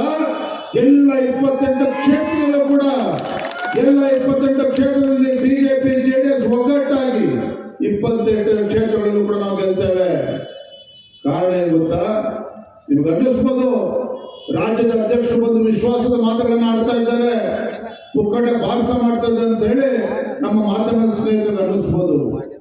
ಆದ್ರೆ ಒಂದ್ ಮಾತನ್ನ ಹೇಳ್ತಾನೆ, ಯಾವ ರಾಜ್ಯದ ಮತದಾರರು 7 ತಿಂಗಳ ಹಿಂದೆ ರಾಜ್ಯಕ್ಕೆ ಕಾಂಗ್ರೆಸ್ ಪಕ್ಷಕ್ಕೆ ಆಶೀರ್ವಾದ ಮಾಡಿ ಕಾಂಗ್ರೆಸ್ ಸರ್ಕಾರ ಅಧಿಕಾರಕ್ಕೆ ತಂದಿದ್ದಾರೋ ಅದೇ ಮತದಾರರು, ಅದೇ ರಾಜ್ಯದ ಮತದಾರರು ಅದೇ ಕಾಂಗ್ರೆಸ್ ಪಕ್ಷಕ್ಕೆ ಒಂದು ಕುಂತಲೆ ನಿಂತಲ್ಲಿ ಶಾಪ ಹಾಕ್ತಾ ಇದ್ದಾರೆ. ಕಾಂಗ್ರೆಸ್ ಪಕ್ಷ, ಕಾಂಗ್ರೆಸ್ ಸರ್ಕಾರಕ್ಕೆ ಯಾವ ಬರಗಾಲದ ಸಂದರ್ಭದಲ್ಲಿ ಮಾನ್ಯ ಮುಖ್ಯಮಂತ್ರಿಗಳಿರ್ಬೋದು, ಕಾಂಗ್ರೆಸ್ ಸರ್ಕಾರ ಇವತ್ತು ಸಂಕಷ್ಟದಲ್ಲಿರ್ತಕ್ಕಂಥ ರೈತರಿಗೆ ಇವತ್ತು ಪರಿಹಾರವನ್ನು ಕೊಡ್ತಕ್ಕಂಥ ಕೆಲಸ ಕಾಂಗ್ರೆಸ್ ಪಕ್ಷ ಮಾಡಿಲ್ಲ, ಸಿದ್ದರಾಮಯ್ಯ ಮಾಡಿಲ್ಲ. ಅದ್ರ ಬದಲಾಗಿ ಸಿದ್ದರಾಮಯ್ಯ ಹೇಳ್ತಾರೆ ಅಲ್ಪಸಂಖ್ಯಾತರಿಗೆ 10,000 ಕೋಟಿ ಕೊಡ್ತೇನೆ ಅನ್ನೋ ಮಾತನ್ನ ಮಾನ್ಯ ಮುಖ್ಯಮಂತ್ರಿ ಹೇಳ್ತಾರೆ. ಮಾನ್ಯ ಮುಖ್ಯಮಂತ್ರಿಗಳು ತಮ್ಮ ಮೂಲಕ ಮಾತನ್ನ ಹೇಳ್ತಾನೆ, ಭಾರತೀಯ ಜನತಾ ಪಾರ್ಟಿ ಅಲ್ಪಸಂಖ್ಯಾತರ ವಿರೋಧಿ ಅಲ್ಲ. ಯಡಿಯೂರಪ್ಪರು ಮುಖ್ಯಮಂತ್ರಿ ಇದ್ದಾಗ, ಬಿಜೆಪಿ ಸರ್ಕಾರ ಇದ್ದಾಗ ಅಲ್ಪಸಂಖ್ಯಾತರು ಒಳ್ಳೆ ಕೆಲಸಗಳನ್ನ ಮಾಡಿದೆ, ಅಭಿವೃದ್ಧಿಗೋಸ್ಕರ ಹಣವನ್ನು ಕೂಡ ಕೊಟ್ಟಿದೆ. ಆದ್ರೆ ನಿಮ್ಮ ಸರ್ಕಾರ, ಕಾಂಗ್ರೆಸ್ ಸರ್ಕಾರ, ಇವತ್ತು ಸಿದ್ದರಾಮಯ್ಯನವರು ಇವತ್ತು ರಾಜ್ಯದಲ್ಲಿ 500ಕ್ಕೂ ಹೆಚ್ಚು ರೈತರು ಆತ್ಮಹತ್ಯೆ ಮಾಡಿಕೊಂಡಿದ್ದಾರೆ. ರೈತರು ಇವತ್ತು ಕಣ್ಣೀರು ಹಾಕ್ತಾ ಇದ್ದಾರೆ. ಇವತ್ತು ಸಂಕಷ್ಟದಲ್ಲಿರ್ತಕ್ಕಂಥ ರೈತರಿಗೆ ಇವತ್ತು ಸರ್ಕಾರ ಇವತ್ತು ಪರಿಹಾರ ಕೊಡೋದ್ರ ಬದಲು ಅಲ್ಪಸಂಖ್ಯಾತ 10,000 ಕೊಡ್ತೀನಿ ಅಂತ ಹೇಳಿ ಸಿದ್ದರಾಮಯ್ಯನವರಿಂದ 1,000 ಕೋಟಿ ಕೊಡಬೇಕು, ಅಲ್ಲಿ ಅಲ್ಪಸಂಖ್ಯಾತರಿರ್ತಕ್ಕಂಥ ಮೂಲಭೂತ ಸೌಕರ್ಯಕ್ಕೆ 1,000 ಕೊಡಬೇಕು ಅಂತ ಹೇಳ್ತಾರಲ್ಲ. ಹಾಗಾದ್ರೆ ರೈತರಲ್ಲಿ ಬಡವರಿಲ್ವಾ? ಹಾಗಾದ್ರೆ ರೈತರಲ್ಲಿ ಎಲ್ಲ ಧರ್ಮ, ಎಲ್ಲ ವರ್ಗದ ಜನರು ಇಲ್ವಾ? ಹಾಗಾದ್ರೆ ಯಾಕೆ ಸಿದ್ದರಾಮಯ್ಯ ಕಣ್ಣು ಕಾಣ್ತಾ ಇಲ್ಲ? ಹಾಗಾದ್ರೆ ಯಾಕೆ ಕಾಣ್ತಾ ಇಲ್ಲ ಅಂತ ಹೇಳಿದ್ರೆ ಕೇವಲ ತುಷ್ಟೀಕರಣದ ರಾಜಕಾರಣ ಕಾಂಗ್ರೆಸ್ ಪಕ್ಷದಲ್ಲಿ ಮಾಡ್ತಾ ಇದ್ದಾರೆ. ಅಲ್ಪಸಂಖ್ಯಾತರನ್ನ ಓಲೈಸತಕ್ಕಂತ ರಾಜಕಾರಣ ಮಾನ್ಯ ಮುಖ್ಯಮಂತ್ರಿಗಳು ಏನ್ ಮಾಡ್ತಾರೆ? ಇಂಥ ಮುಖ್ಯಮಂತ್ರಿಗೆ, ಇಂಥ ಕಾಂಗ್ರೆಸ್ ಸರ್ಕಾರಕ್ಕೆ ಮುಂದಿನ ಲೋಕಸಭಾ ಚುನಾವಣೆಯಲ್ಲಿ ತಕ್ಕ ಪಾಠವನ್ನು ರಾಜ್ಯದ ಮತದಾರರು ಕೊಡೋರಿದ್ದಾರೆ. ಆದ್ರೆ ನಾವು ಸೇರಿರ್ತಕ್ಕಂಥ ಪರವಾಗಿ ಕೆಲಸ ಮಾಡಬೇಕಾಗಿದೆ. ಭಾರತೀಯ ಜನತಾ ಪಾರ್ಟಿ ಪರವಾಗಿ ಕೆಲಸ ಮಾಡಬೇಕಾಗಿದೆ. ಯಾವ ರೀತಿ ದೇಶದಲ್ಲಿ ಒಬ್ಬ ಯೋಧ ಹಗಲು ರಾತ್ರಿ ಈ ದೇಶದ ಗಡಿಯನ್ನ ಕಾಯ್ತಕ್ಕಂಥ ಯೋಧ ತನ್ನ ಕುಟುಂಬವನ್ನು ಮರೆತು, ತನ್ನ ಕುಟುಂಬದ ಸದಸ್ಯರನ್ನು ಮರೆತು ಯಾವ ರೀತಿ ಒಬ್ಬ ಯೋಧ ದೇಶದ ಗಡಿಯನ್ನ ಕಾಯ್ತಾನೋ, ವೇದಿಕೆ ಮೇಲಿರ್ತಕ್ಕಂಥ, ವೇದಿಕೆ ಮುಂಭಾಗದಲ್ಲಿರ್ತಕ್ಕಂಥ ಪ್ರತಿಯೊಬ್ಬ ಕಾರ್ಯಕರ್ತರು, ನಾವು ಪ್ರತಿಯೊಬ್ಬರು ಕೂಡ ಒಂದು ಸೇನಾನಿಗಳಂತೆ ಇವತ್ತು ಭಾರತೀಯ ಜನತಾ ಪಾರ್ಟಿಯ ಕಾರ್ಯಕರ್ತರಾಗಿ ಭಾರತೀಯ ಜನತಾ ಪಾರ್ಟಿಗೆ ಶಕ್ತಿ ತುಂಬತಕ್ಕಂಥ ಕೆಲಸ ಮಾಡಬೇಕು. ಮೋದಿಯವರ ಕಾರ್ಯಕ್ರಮನ ಮನೆಗೆ ಮುಟ್ಟಿಸ್ತಕ್ಕಂಥ ಕೆಲಸ ನಾವು ಸೇರಿ ಮಾಡಬೇಕಾಗಿದೆ ಅನ್ನೋ ಮಾತನ್ನ ಸಂದರ್ಭದಲ್ಲಿ ಇಷ್ಟಪಡ್ತೇನೆ. ಈ ಜಿಲ್ಲೆಯ ಸಚಿವರಾಗಿರ್ತಕ್ಕಂಥ ಶಿವಾನಂದ ಪಾಟೀಲ್ ಎಂತ ಅನ್ಯಾಯ ಏನಂದ್ರೆ, ಬರಗಾಲ ಸಂದರ್ಭದಲ್ಲಿ ರೈತರು ಇವ್ರು ಕೊಡ್ತಕ್ಕಂಥ 5 ಲಕ್ಷಕ್ಕೋಸ್ಕರ ಆತ್ಮಹತ್ಯೆ ಮಾಡ್ಕೊಡ್ತಾರೆ ಅಂತಕ್ಕಂಥ ದುರಂಕಾರದ ಮಾತನ್ನು ಒಬ್ಬ ಶಿವಾನಂದ ಪಾಟೀಲ್ ಸಚಿವರು ಹೇಳ್ತಾರೆ ಅಂತ ಹೇಳಿದ್ರೆ, ಒಬ್ಬ ಸಚಿವ ಬರಗಾಲದ ಸಂದರ್ಭದಲ್ಲಿ ತನ್ನ ಜಿಲ್ಲೆಯಲ್ಲಿ ಪ್ರವಾಸ ಮಾಡಿ, ಅಧಿಕಾರಿಗಳ ಸಭೆ ಮಾಡಿ, ರೈತರಿಗೆ ಏನು ಪರಿಹಾರ ಕೊಡಬೇಕು ಅಂತಕ್ಕಂಥ ಒಂದು ಸಭೆ ಮಾಡಿರ್ತಕ್ಕಂಥ ಉದಾಹರಣೆಗಳೇ ಇಲ್ಲ. ಯಾವ ಮಂತ್ರಿಗಳು ಅವ್ರ ಜಿಲ್ಲೆಗೆ ಹೋಗಲಿಲ್ಲ. ಯಡಿಯೂರಪ್ಪರು ಮುಖ್ಯಮಂತ್ರಿ ಇದ್ದಾಗ, ಬಿಜೆಪಿ ಸರ್ಕಾರ ಇದ್ದಾಗ ಬರಗಾಲ ಇದ್ದರೂ ಸಹ ಈ ನಾಡಿನ, ಈ ದೇಶದ ಬೆನ್ನೆಲುಬಾಗಿರ್ತಕ್ಕಂಥ ರೈತರು ಸಂಕಟದಲ್ಲಿ ಸಿಲುಕಾಕೊಳ್ಬಾರದು ಅಂತ ಹೇಳಿ ಅಂತ ಕ್ಲಿಷ್ಟಕರ ಸಂದರ್ಭದಲ್ಲೂ ಕೂಡ 7 ತಾಸು ವಿದ್ಯುತ್ತನ್ನ ಕೊಟ್ಟರು. ಕಾಂಗ್ರೆಸ್ ಪಕ್ಷದವರು ಕೊಡಕ್ಕಾಯ್ತಾ? ಕಾಂಗ್ರೆಸ್ ಸರ್ಕಾರದವರು ಕೊಡಕ್ಕಾಯ್ತಾ? ಸಿದ್ದರಾಮಯ್ಯ ಉದ್ದ ಭಾಷಣ ಮಾಡ್ತಾರಲ್ಲ, ನಮ್ಮ ರೈತರಿಗೆ ಇವತ್ತು 7 ತಾಸು ವಿದ್ಯುತ್ ಇವತ್ತು ಕೂಡ ಸಾಧ್ಯ ಆಗ್ತಾ ಇದೆಯಾ? 2 ತಾಸು 7 ಫೇಸ್ ವಿದ್ಯುತ್ತನ್ನು ಕೂಡ ಕೊಡೋದಕ್ಕೆ ಸಾಧ್ಯ ಆಗಿಲ್ಲ ರಾಜ್ಯ ಸರ್ಕಾರಕ್ಕೆ. ಮೊನ್ನೆ ಎಂತಂದ್ರೆ ಅನ್ಯಾಯ, ಪ್ರಧಾನಮಂತ್ರಿಗಳು ಭೇಟಿ ಮಾಡೋದು ಬರ್ತಾನೆ, ಮುಖ್ಯಮಂತ್ರಿಗಳು, ಜಮೀರ್ ಅಹಮದ್ ಅವರೆಲ್ಲ ಸಚಿವರು ನಿಜವಾಗ್ಲೂ ಕೂಡ ಪ್ರಧಾನಮಂತ್ರಿಗಳು ಭೇಟಿ ಮಾಡಿ ರೈತರ ಸಮಸ್ಯೆ ಸ್ಪಂದನೆ ಮಾಡಿ ಪರಿಹಾರ ಕೊಡಿ ಅಂತ ಕೇಳಕ್ ಬಂದಿದ್ದಾರೋ, ಶೋಕಿ ಮಾಡಕ್ ಬಂದಿರೋ ಗೊತ್ತಿಲ್ಲ ನನಗಂತೂ. ಕಾರಣ ಅಂತ ಹೇಳಿದ್ರೆ ಜಮೀರ್ ಅಹಮದ್ ಅವ್ರ ವಿಡಿಯೋ ನೋಡಿದ್ರೆ ಲಕ್ಷಾಂತರ ರೂಪಾಯಿ, 45 ಲಕ್ಷ ರೂಪಾಯಿ ಖರ್ಚು ಮಾಡಿಕೊಂಡು ಇವತ್ತು ರಾಜ್ಯದ ಜನರ ದುಡ್ಡನ್ನ ಪೋಲ್ ಮಾಡಿಕೊಂಡು 50-60 ಲಕ್ಷ ಖರ್ಚು ಮಾಡಿಕೊಂಡು ವಿಶೇಷ ವಿಮಾನ, ಲಕ್ಸುರಿ ವಿಮಾನ ತೆಗೆದುಕೊಂಡು ಡೆಲ್ಲಿಗೆ ಬಂದಿರತಕ್ಕಂಥದ್ದು ವಿಡಿಯೋ ಅವರೇ ಜಮೀರ ಮೊದಲೇ ಹಾಕಿದ್ದಾರೆ. ಅಂದ್ರೆ ರೈತರ ಬಗ್ಗೆ ಕಿಂಚಿತ್ತೂ ಕಾಳಜಿ ಇಲ್ಲದೆ ಇರತಕ್ಕಂಥ ಸರ್ಕಾರ ಇವತ್ತು ದೇಶದಲ್ಲಿ ಇದ್ರೆ ಈ ರಾಜ್ಯದಲ್ಲಿರ್ತಕ್ಕಂಥ ಕಾಂಗ್ರೆಸ್ ಸರ್ಕಾರ. ಇಂಥ ಕಾಂಗ್ರೆಸ್ ಸರ್ಕಾರಕ್ಕೆ ಮುಂದಿನ ಲೋಕಸಭಾ ಚುನಾವಣೆಯಲ್ಲಿ ತಕ್ಕ ಪಾಠ ಕಲಿಸಬೇಕಾಗಿದೆ ನಾವು. ಇಂಥ ದುರಂಕಾರಿ ರೈತ ವಿರೋಧಿ ಕಾಂಗ್ರೆಸ್ ಸರ್ಕಾರಕ್ಕೆ ಒಂದು ಸ್ಪಷ್ಟ ಉತ್ತರವನ್ನು ಮುಂದಿನ ಲೋಕಸಭಾ ಚುನಾವಣೆಯಲ್ಲಿ ಕೊಡಬೇಕಲ್ಲ. ಹಾಗಾದ್ರೆ ಹಗಲು ರಾತ್ರಿ ದೇಶದ ಭವಿಷ್ಯವನ್ನು ರೂಪಿಸ್ತಾ ಇರ್ತಕ್ಕಂಥ ನರೇಂದ್ರ ಮೋದಿಜಿಯವರ ಕೈಯಿಂದ ಬಲಪಡಿಸಬೇಕಾದ್ರೆ ನಾವು ಸೇರಿಕೊಂಡು ಅದು ಯಾವಾಗ ಸಾಧ್ಯ ಆಗ್ತದೆ ಅಂತ ಹೇಳಿದ್ರೆ, ಇವತ್ತು ನಮ್ಮ ವಿಜಯಪುರ ಜಿಲ್ಲೆಯಲ್ಲಿರ್ತಕ್ಕಂಥ ಪ್ರತಿಯೊಬ್ಬ ಕಾರ್ಯಕರ್ತರು ಏನೇ ನಮ್ಮ ಸಮಸ್ಯೆಗಳಿದ್ರು, ವ್ಯತ್ಯಾಸಗಳಿದ್ರು, ಏನೇ ಇದ್ರು ಕೂಡ ಎಲ್ಲವನ್ನ ಮರೆತು ನಾವೆಲ್ಲರೂ ಕೂಡ ಒಗ್ಗಟ್ಟಾಗಿ ಒಂದಾಗಿ ಇವತ್ತು ಕೇಂದ್ರದಲ್ಲಿ ಮತ್ತೊಮ್ಮೆ ಭಾರತೀಯ ಜನತಾ ಪಾರ್ಟಿ ಸರ್ಕಾರ ಬರಬೇಕು, ಮೋದಿ ಪ್ರಧಾನಮಂತ್ರಿ ಆಗಬೇಕು. ಆ ನಿಟ್ಟಿನಲ್ಲಿ ನಾವು ಎಲ್ಲರೂ ಸಹಿತ ಹಗಲು ರಾತ್ರಿ ದುಡಿಬೇಕಾಗಿದೆ. ಇವತ್ತು ಭಾರತೀಯ ಜನತಾ ಪಾರ್ಟಿಯ ಗೆಲುವು, ನರೇಂದ್ರ ಮೋದಿಜಿಯವರ ಗೆಲುವು ಕೇವಲ ನರೇಂದ್ರ ಮೋದಿಜಿಯನ್ನು ಪ್ರಧಾನಮಂತ್ರಿ ಮಾಡ್ತಕ್ಕಂಥದ್ದಷ್ಟೇ ಅಲ್ಲ. ಒಂದು ವೇಳೆ ಇವತ್ತು ಭಾರತದ ಪರಿಸ್ಥಿತಿ ಹೇಗೆ ನಿರ್ಮಾಣ ಆಗಿದೆ ಅಂತ ಹೇಳಿದ್ರೆ, ಇಡೀ ವಿಶ್ವದಲ್ಲಿ ಇಡೀ ವಿಶ್ವದಲ್ಲಿ ಇವತ್ತು ಎಲ್ಲರೂ ಕೂಡ ಭಾರತದ ಕಡೆ ನೋಡ್ತಾ ಇದ್ದಾರೆ, ನರೇಂದ್ರ ಮೋದಿಜಿಯವರ ನಾಯಕತ್ವದ ಕಡೆ ನೋಡ್ತಾ ಇದ್ದಾರೆ. ಕಾರಣ ಏನಂತ ಹೇಳಿದ್ರೆ ಭಾರತ ಇವತ್ತು ಕೇವಲ ಭಾರತಕ್ಕೋಸ್ಕರ ಅಲ್ಲ, ಇಡೀ ವಿಶ್ವಕ್ಕೆ ನಾಯಕತ್ವವನ್ನು ಕೊಡ್ತಕ್ಕಂಥ ಶಕ್ತಿ ಇವತ್ತು ನರೇಂದ್ರ ಮೋದಿಜಿಯವರ ಮೂಲಕ ಇಡೀ ಜಗತ್ತು ನೋಡ್ತಾ ಇರ್ತಕ್ಕಂಥ ಸಂದರ್ಭದಲ್ಲಿ ನೀವು ಯಾರು ಕೂಡ ಮೈ ಮರೆತಕ್ಕಂಥ ಕೆಲಸ ಆಗಬಾರದು ನಾವು ಮನವಿಯ ಸಂದರ್ಭದಲ್ಲಿ ಮಾಡ್ತಾ ಇದ್ದೇನೆ. ನಾನೊಬ್ಬ ರಾಜ್ಯದ ಅಧ್ಯಕ್ಷನಾಗಿ ಪ್ರಾಮಾಣಿಕವಾಗಿ ಮಾತನ್ನು ಹೇಳ್ತೇನೆ. ಮೊನ್ನೆ ದಿನ ನಮ್ಮ ಪಕ್ಷದ ಹಿರಿಯರ ಮಧ್ಯೆ ನಾನು ಮಾತನ್ನು ಹೇಳ್ತೇನೆ. ನನಗೆ ಇವತ್ತು ನಮ್ಮ ಕೇಂದ್ರದ ಅಧ್ಯಕ್ಷ ಆಗಿರ್ತಕ್ಕಂಥ ನಡ್ಡಾಜಿ ಅವರು, ಮಾನ್ಯ ಪ್ರಧಾನಮಂತ್ರಿಗಳು ನರೇಂದ್ರ ಮೋದಿಜಿ ಅವರು, ನೆಚ್ಚಿನ ಗೃಹ ಮಂತ್ರಿಗಳಾಗಿರ್ತಕ್ಕಂಥ ಅಮಿತ್ ಶಾ ಜಿ ಅವರು, ಸಂತೋಷ್ ಜಿ ಅವರು, ಎಲ್ಲ ಹಿರಿಯರು ನನಗೆ ಆಶೀರ್ವಾದ ಮಾಡಿ ರಾಜ್ಯದ ಅಧ್ಯಕ್ಷರ ಒಂದು ಜವಾಬ್ದಾರಿಯನ್ನು ಕೊಟ್ಟಿದ್ದಾರೆ. ಅದು ಎಂಥ ಸಂದರ್ಭದಲ್ಲಿ ರಾಜ್ಯದಲ್ಲಿ ಕಳೆದ ವಿಧಾನಸಭಾ ಚುನಾವಣೆ ಭಾರತೀಯ ಜನತಾ ಪಾರ್ಟಿ ಸೋತಿರ್ತಕ್ಕಂಥ ಸಂದರ್ಭದಲ್ಲಿ ಇಂಥ ಮಹತ್ತರವಾಗಿರ್ತಕ್ಕಂಥ ಕಾಲಘಟ್ಟದಲ್ಲಿ ಇವತ್ತು ನನಗೆ ಜವಾಬ್ದಾರಿಯನ್ನು ಕೊಟ್ಟಿದ್ದಾರೆ. ವೇದಿಕೆ ಮುಂಭಾಗದಲ್ಲಿರ್ತಕ್ಕಂಥ ಎಲ್ಲ ನಮ್ಮ ಕಾರ್ಯಕರ್ತರಿಗೆ ಒಂದು ಮಾತನ್ನು ಹೇಳ್ತೇನೆ. ನಾನು ಹಿಂದೆ KR ಪೇಟೆ ವಿಧಾನಸಭಾ ಚುನಾವಣೆ, ಅದೇ ರೀತಿ ಮಂಡ್ಯ ಜಿಲ್ಲೆ KR ಪೇಟೆ ಚುನಾವಣೆ, ಚಿತ್ರದುರ್ಗ ಜಿಲ್ಲೆಯ ಶಿರಾ ವಿಧಾನಸಭಾ ಕ್ಷೇತ್ರದ ಉಪಚುನಾವಣೆ, 2 ವಿಧಾನಸಭಾ ಕ್ಷೇತ್ರಗಳಲ್ಲಿ ಯಡಿಯೂರಪ್ಪನವರು ಮುಖ್ಯಮಂತ್ರಿ ಇದ್ದಾಗ ಉಪಚುನಾವಣೆಗಳು ನಡೆಯಿತು. KR ಪೇಟೆ ಪೂಜೆ ತಂದಾಗ ಯಡಿಯೂರಪ್ಪನವರಿಗೊಂದು ಜನ್ಮವನ್ನು ಕೊಟ್ಟಿರ್ತಕ್ಕಂಥ KR ಪೇಟೆ ತಾಲೂಕು. ಭಾರತೀಯ ಜನತಾ ಪಾರ್ಟಿ ಯಾವತ್ತೂ ಕೂಡ ಚುನಾವಣೆ ಗೆದ್ದಿರಲಿಲ್ಲ. ಯಾವ ವಿಧಾನಸಭಾ ಚುನಾವಣೆಗಳು ಕೂಡ KR ಪೇಟೆನಲ್ಲಿ ಬಿಜೆಪಿಗೆ ಠೇವಣಿಗಳು ಕೂಡ ಬಂದಿರಲಿಲ್ಲ. ಅದೇ ರೀತಿ ಶಿರಾ ವಿಧಾನಸಭಾ ಕ್ಷೇತ್ರ ಭಾರತೀಯ ಜನತಾ ಪಾರ್ಟಿಗೆ ಯಾವುದು ಕೂಡ ಡೆಪಾಸಿಟ್ ಬಂದಿರಲಿಲ್ಲ. ಆದರೆ ನಾನು ಅವತ್ತು ರಾಜ್ಯದ ಉಪಾಧ್ಯಕ್ಷನಾಗಿ ನನ್ನ ಎಲ್ಲ ಪಕ್ಷದ ಕಾರ್ಯಕರ್ತರದ್ದು ಪರಿಶ್ರಮದಿಂದ ಯಾವ ವಿಧಾನಸಭಾ ಕ್ಷೇತ್ರದಲ್ಲಿ ಭಾರತೀಯ ಜನತಾ ಪಾರ್ಟಿ ಕಮಲದ ಹೂವು ಅರಳೋದಕ್ಕೆ ಸಾಧ್ಯವಿಲ್ಲ ಅಂತೇಳಿ ವಿರೋಧ ಪಕ್ಷದವರು ಭಾವಿಸಿದ್ರು, ಅಂತ ಕ್ಷೇತ್ರದಲ್ಲೂ ಕೂಡ ಭಾರತೀಯ ಜನತಾ ಪಾರ್ಟಿಯನ್ನು ಗೆಲ್ಲಿಸ್ತಕ್ಕಂಥ ಕೆಲಸ ನಮ್ಮ ಕಾರ್ಯಕರ್ತರ ನೇತೃತ್ವವನ್ನು ಮಾಡಿದ್ದೇನೆ. ಇವತ್ತು ಬಿಜಾಪುರದಲ್ಲಿ ಹೇಳ್ತಾ ಇದ್ದೇನೆ, ವಿಜಯಪುರದಲ್ಲಿ ಹೇಳ್ತಾ ಇದ್ದೇನೆ. ಯಡಿಯೂರಪ್ಪನವರಿಗೆ ರಾಜಕೀಯ ಶಕ್ತಿ ಕೊಟ್ಟಿರ್ತಕ್ಕಂಥ ವಿಜಯಪುರದ ಜಿಲ್ಲೆಯಲ್ಲಿ ಇವತ್ತು ನಗರದಲ್ಲಿ ಹೇಳ್ತಾ ಇದ್ದೇನೆ. ಮುಂದಿನ ಲೋಕಸಭಾ ಚುನಾವಣೆ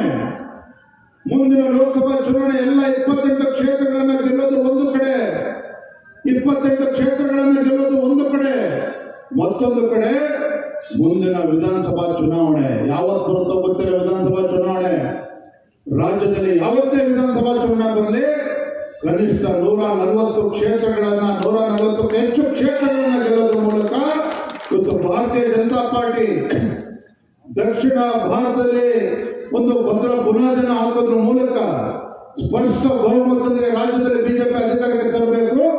ಅಲ್ಲಿಯವರೆಗೂ ನಿಮ್ಮ ವಿಜೇಂದ್ರ ಮನೆಯಲ್ಲಿ ಕೂರ್ತಕ್ಕಂಥ ಪ್ರಶ್ನೆ ಇಲ್ಲ. ಎಲ್ಲ ಮುಖಂಡರನ್ನ ಜೋಡಿಸಿಕೊಂಡು ಎಲ್ಲ ಪಕ್ಷದ ಹಿರಿಯರ ಒಂದು ಆಶೀರ್ವಾದದಿಂದ ಎಲ್ಲ ಹಿರಿಯರ ಒಂದು ಮಾರ್ಗದರ್ಶನದಲ್ಲಿ ಇವತ್ತು ನಮ್ಮ ಲಕ್ಷಾಂತರ ಕಾರ್ಯಕರ್ತರು ಅವರೊಂದು ಪರಿಶ್ರಮದಿಂದ ಇವತ್ತು ಭಾರತೀಯ ಜನತಾ ಪಾರ್ಟಿಯ ಅಧಿಕಾರಕ್ಕೆ ತರ್ತಕ್ಕಂಥ ಕೆಲಸವನ್ನು ಕೂಡ ನಾನು ಮಾಡ್ತೇನೆ. ಹಾಗಾಗಿ ನಾನು ಇವತ್ತು ವೇದಿಕೆ ಮೇಲಿರ್ತಕ್ಕಂಥ ಎಲ್ಲ ಪಕ್ಷದ ಮುಖಂಡರನ್ನು ಕೈ ಜೋಡಿಸಿ ಪ್ರಾರ್ಥನೆ ಮಾಡ್ತೇನೆ. ಇವತ್ತು ವೇದಿಕೆ ಮುಂಭಾಗದಲ್ಲಿರ್ತಕ್ಕಂಥ ನಮ್ಮ ಸಾವಿರಾರು ಕಾರ್ಯಕರ್ತರು ಎಲ್ಲರೂ ಕೂಡ ಶಾಸಕರಾಗಬೇಕು, ಎಲ್ಲರೂ ಕೂಡ ಮಂತ್ರಿ ಆಗಬೇಕು, ಎಲ್ಲರೂ ಕೂಡ MP ಆಗಬೇಕು, ಎಲ್ಲರೂ ಕೂಡ ಚುನಾಯಿತ ಪ್ರತಿನಿಧಿಗಳಾಗಬೇಕು ಅಂತೇಳಿ ದುಡಿತಾ ಇಲ್ಲ. 16 ವರ್ಷಗಳಿಂದ ಭಾರತೀಯ ಜನತಾ ಪಾರ್ಟಿಗೆ ಭದ್ರ ಬುನಾದಿನ ಹಾಕಿರ್ತಕ್ಕಂಥ ಕಾರ್ಯಕರ್ತರು ವೇದಿಕೆ ಮುಂಭಾಗದಲ್ಲಿ ಕೂತಿದ್ದಾರೆ. ತಮ್ಮ ಚಪ್ಪಲಿ ಸಹೋದರ ಪರವಾಗಿಲ್ಲ, ಭಾರತೀಯ ಜನತಾ ಪಾರ್ಟಿಯ ಧ್ವಜವನ್ನು ಎತ್ತರಕ್ಕೆ ಹಾರಿಸ್ತಕ್ಕಂಥ ಕೆಲಸ ಪ್ರಾಮಾಣಿಕವಾಗಿ ಮಾಡಿರ್ತಕ್ಕಂಥ ಕಾರ್ಯಕರ್ತರು ವೇದಿಕೆ ಮುಂಭಾಗದಲ್ಲಿ ಕೂತಿರ್ತಾರೆ. ನಾನು ಅವರ ಮುಖೇನ ಅವರ ಪರವಾಗಿ ಒಂದು ಮನವಿಯನ್ನು ತಮ್ಮೆಲ್ಲರೂ ಕೂಡ ನಾನು ಮಾಡ್ತಾ ಇದ್ದೇನೆ. ನಮ್ಮ ವ್ಯತ್ಯಾಸಗಳು ಏನೇ ಇರಲಿ, ಸಣ್ಣ ಪುಟ್ಟ ಗೊಂದಲಗಳ ವ್ಯತ್ಯಾಸಗಳು ಏನೇ ಇರಲಿ, ನಾವೆಲ್ಲರೂ ಸೇರಿ ಒಗ್ಗಟ್ಟಾಗಿ ಒಂದಾಗಿ ಬಸವನಗೌಡ ಪಾಟೀಲ್ ಎತ್ತಾಳ ಇರ್ಬೋದು, ಯಾರೇ ಇರ್ಬೋದು, ಇವತ್ತು ಪಕ್ಷದ ಹಿತದೃಷ್ಟಿ ಮುಂದೆ ಯಾರು ಕೂಡ ದೊಡ್ಡವರಲ್ಲ. ನಾವೆಲ್ಲರೂ ಕೂಡ ಒಗ್ಗಟ್ಟಾಗಿ ಒಂದಾಗಿ ಭಾರತೀಯ ಜನತಾ ಪಾರ್ಟಿ ಒಂದು ಭದ್ರ ಬುನಾದಿನ ಆಗ್ತಕ್ಕಂಥ ಕೆಲಸ ಮಾಡಬೇಕು. ಮುಂದಿನ ವಿಧಾನಸಭಾ ಚುನಾವಣೆಗಳಲ್ಲಿ ಬಿಜಾಪುರದಲ್ಲಿ ಜಿಲ್ಲೆಯಲ್ಲಿರ್ತಕ್ಕಂಥ ಎಲ್ಲ ವಿಧಾನಸಭಾ ಕ್ಷೇತ್ರಗಳಲ್ಲೂ ಕೂಡ ಭಾರತೀಯ ಜನತಾ ಪಾರ್ಟಿ ಕಮಲದ ಹೊರತಕ್ಕಂಥ ಕೆಲಸ ನೀವು ಸೇರಿ ಮಾಡೋಣ ಅಂತಕ್ಕಂಥ ಮಾತನ್ನು ಹೇಳ್ತಾ ಇವತ್ತು ಮತ್ತೊಮ್ಮೆ ಮೊದಲ ಬಾರಿ ಇವತ್ತು ರಾಜ್ಯದ ಅಧ್ಯಕ್ಷನಾಗಿ ಇವತ್ತು ಬಂದಿರತಕ್ಕಂಥ ಸಂದರ್ಭದಲ್ಲಿ ದೊಡ್ಡ ಸಂಖ್ಯೆಯಲ್ಲಿ ನಮ್ಮ ತಾಯಂದಿರು ವಿಶೇಷವಾಗಿ ಯುವಕರು ಇದು ಕೇಕೆ ಹಾಕಿ ಪಟಾಕಿ ಹೊಡೆದು ಡೊಳ್ಳು ಬಾರಿಸುವಂತ ನನ್ನ ಸ್ವಾಗತ ಮಾಡಿದ್ದೀರಿ. ನಿಮ್ಮ ಪ್ರೀತಿ ವಿಶ್ವಾಸಕ್ಕೆ ಬೆಲೆ ಕಟ್ಟೋದಕ್ಕೆ ಸಾಧ್ಯ ಇಲ್ಲ. ನಾನು ಇವತ್ತು ಯಡಿಯೂರಪ್ಪನ ಮಗ ಆಗಲ್ಲ, ರಾಜ್ಯದ ಭಾರತೀಯ ಜನತಾ ಪಾರ್ಟಿ ಅಧ್ಯಕ್ಷನಾಗಲ್ಲ, ಒಬ್ಬ ಸಾಮಾನ್ಯರಲ್ಲಿ ಸಾಮಾನ್ಯರಾಗಿ, ಒಬ್ಬ ಸಾಮಾನ್ಯ ಕಾರ್ಯಕರ್ತನಾಗಿ ನಿಮಗೆ ನಿಮ್ಮ ಹೆಗಲಿಗೆ ಹೆಗಲು ಕೊಟ್ಟು ದುಡಿತಕ್ಕಂಥ ಕೆಲಸ ನಾನು ಪ್ರಾಮಾಣಿಕವಾಗಿ ಮಾಡ್ತೇನೆ ಅನ್ನೋ ಮಾತನ್ನು ಹೇಳ್ತಾ ತಮ್ಮೆಲ್ಲರೂ ಕೂಡ ಒಂದಿಷ್ಟು ಮಾತನಾಡುತ್ತೇನೆ. ಬಲೋ ಭಾರತ್ ಮಾತಾ ಕಿ, ಭಾರತೀಯ ಜನತಾ ಪಕ್ಷಕ್ಕೆ, ಸನ್ಮಾನ್ಯ ನರೇಂದ್ರ ಮೋದಿಜಿ ಅವರಿಗೆ, ಸನ್ಮಾನ್ಯ ನಡ್ಡಾಜಿ ಅವರಿಗೆ, ರೈತ ನಾಯಕ BS ಯಡಿಯೂರಪ್ಪನವರಿಗೆ ಬಲೋ ಭಾರತ್ ಮಾತಾ ಕಿ. ಪತ್ರಿಕಾ ಹಾಗೂ ಮಾಧ್ಯಮದ ಸ್ನೇಹಿತರೆ, ರಾಜ್ಯದ ಭಾರತೀಯ ಜನತಾ ಪಾರ್ಟಿಯ ಅಧ್ಯಕ್ಷನಾಗಿ ಜವಾಬ್ದಾರಿಯನ್ನ ತೆಗೆದುಕೊಂಡ ನಂತರ ಮೊದಲ ಭೇಟಿ ಬಿಜಾಪುರ ಜಿಲ್ಲೆಗೆ ಮೊದಲ ಭೇಟಿಯನ್ನು ಇವತ್ತು ನೀಡಿದ್ದೇನೆ. ಬಂದಂಥ ಸಂದರ್ಭದಲ್ಲಿ ನಮ್ಮ ಪಕ್ಷದ ಎಲ್ಲ ಹಿರಿಯ ಮುಖಂಡರು, ಯುವಕರು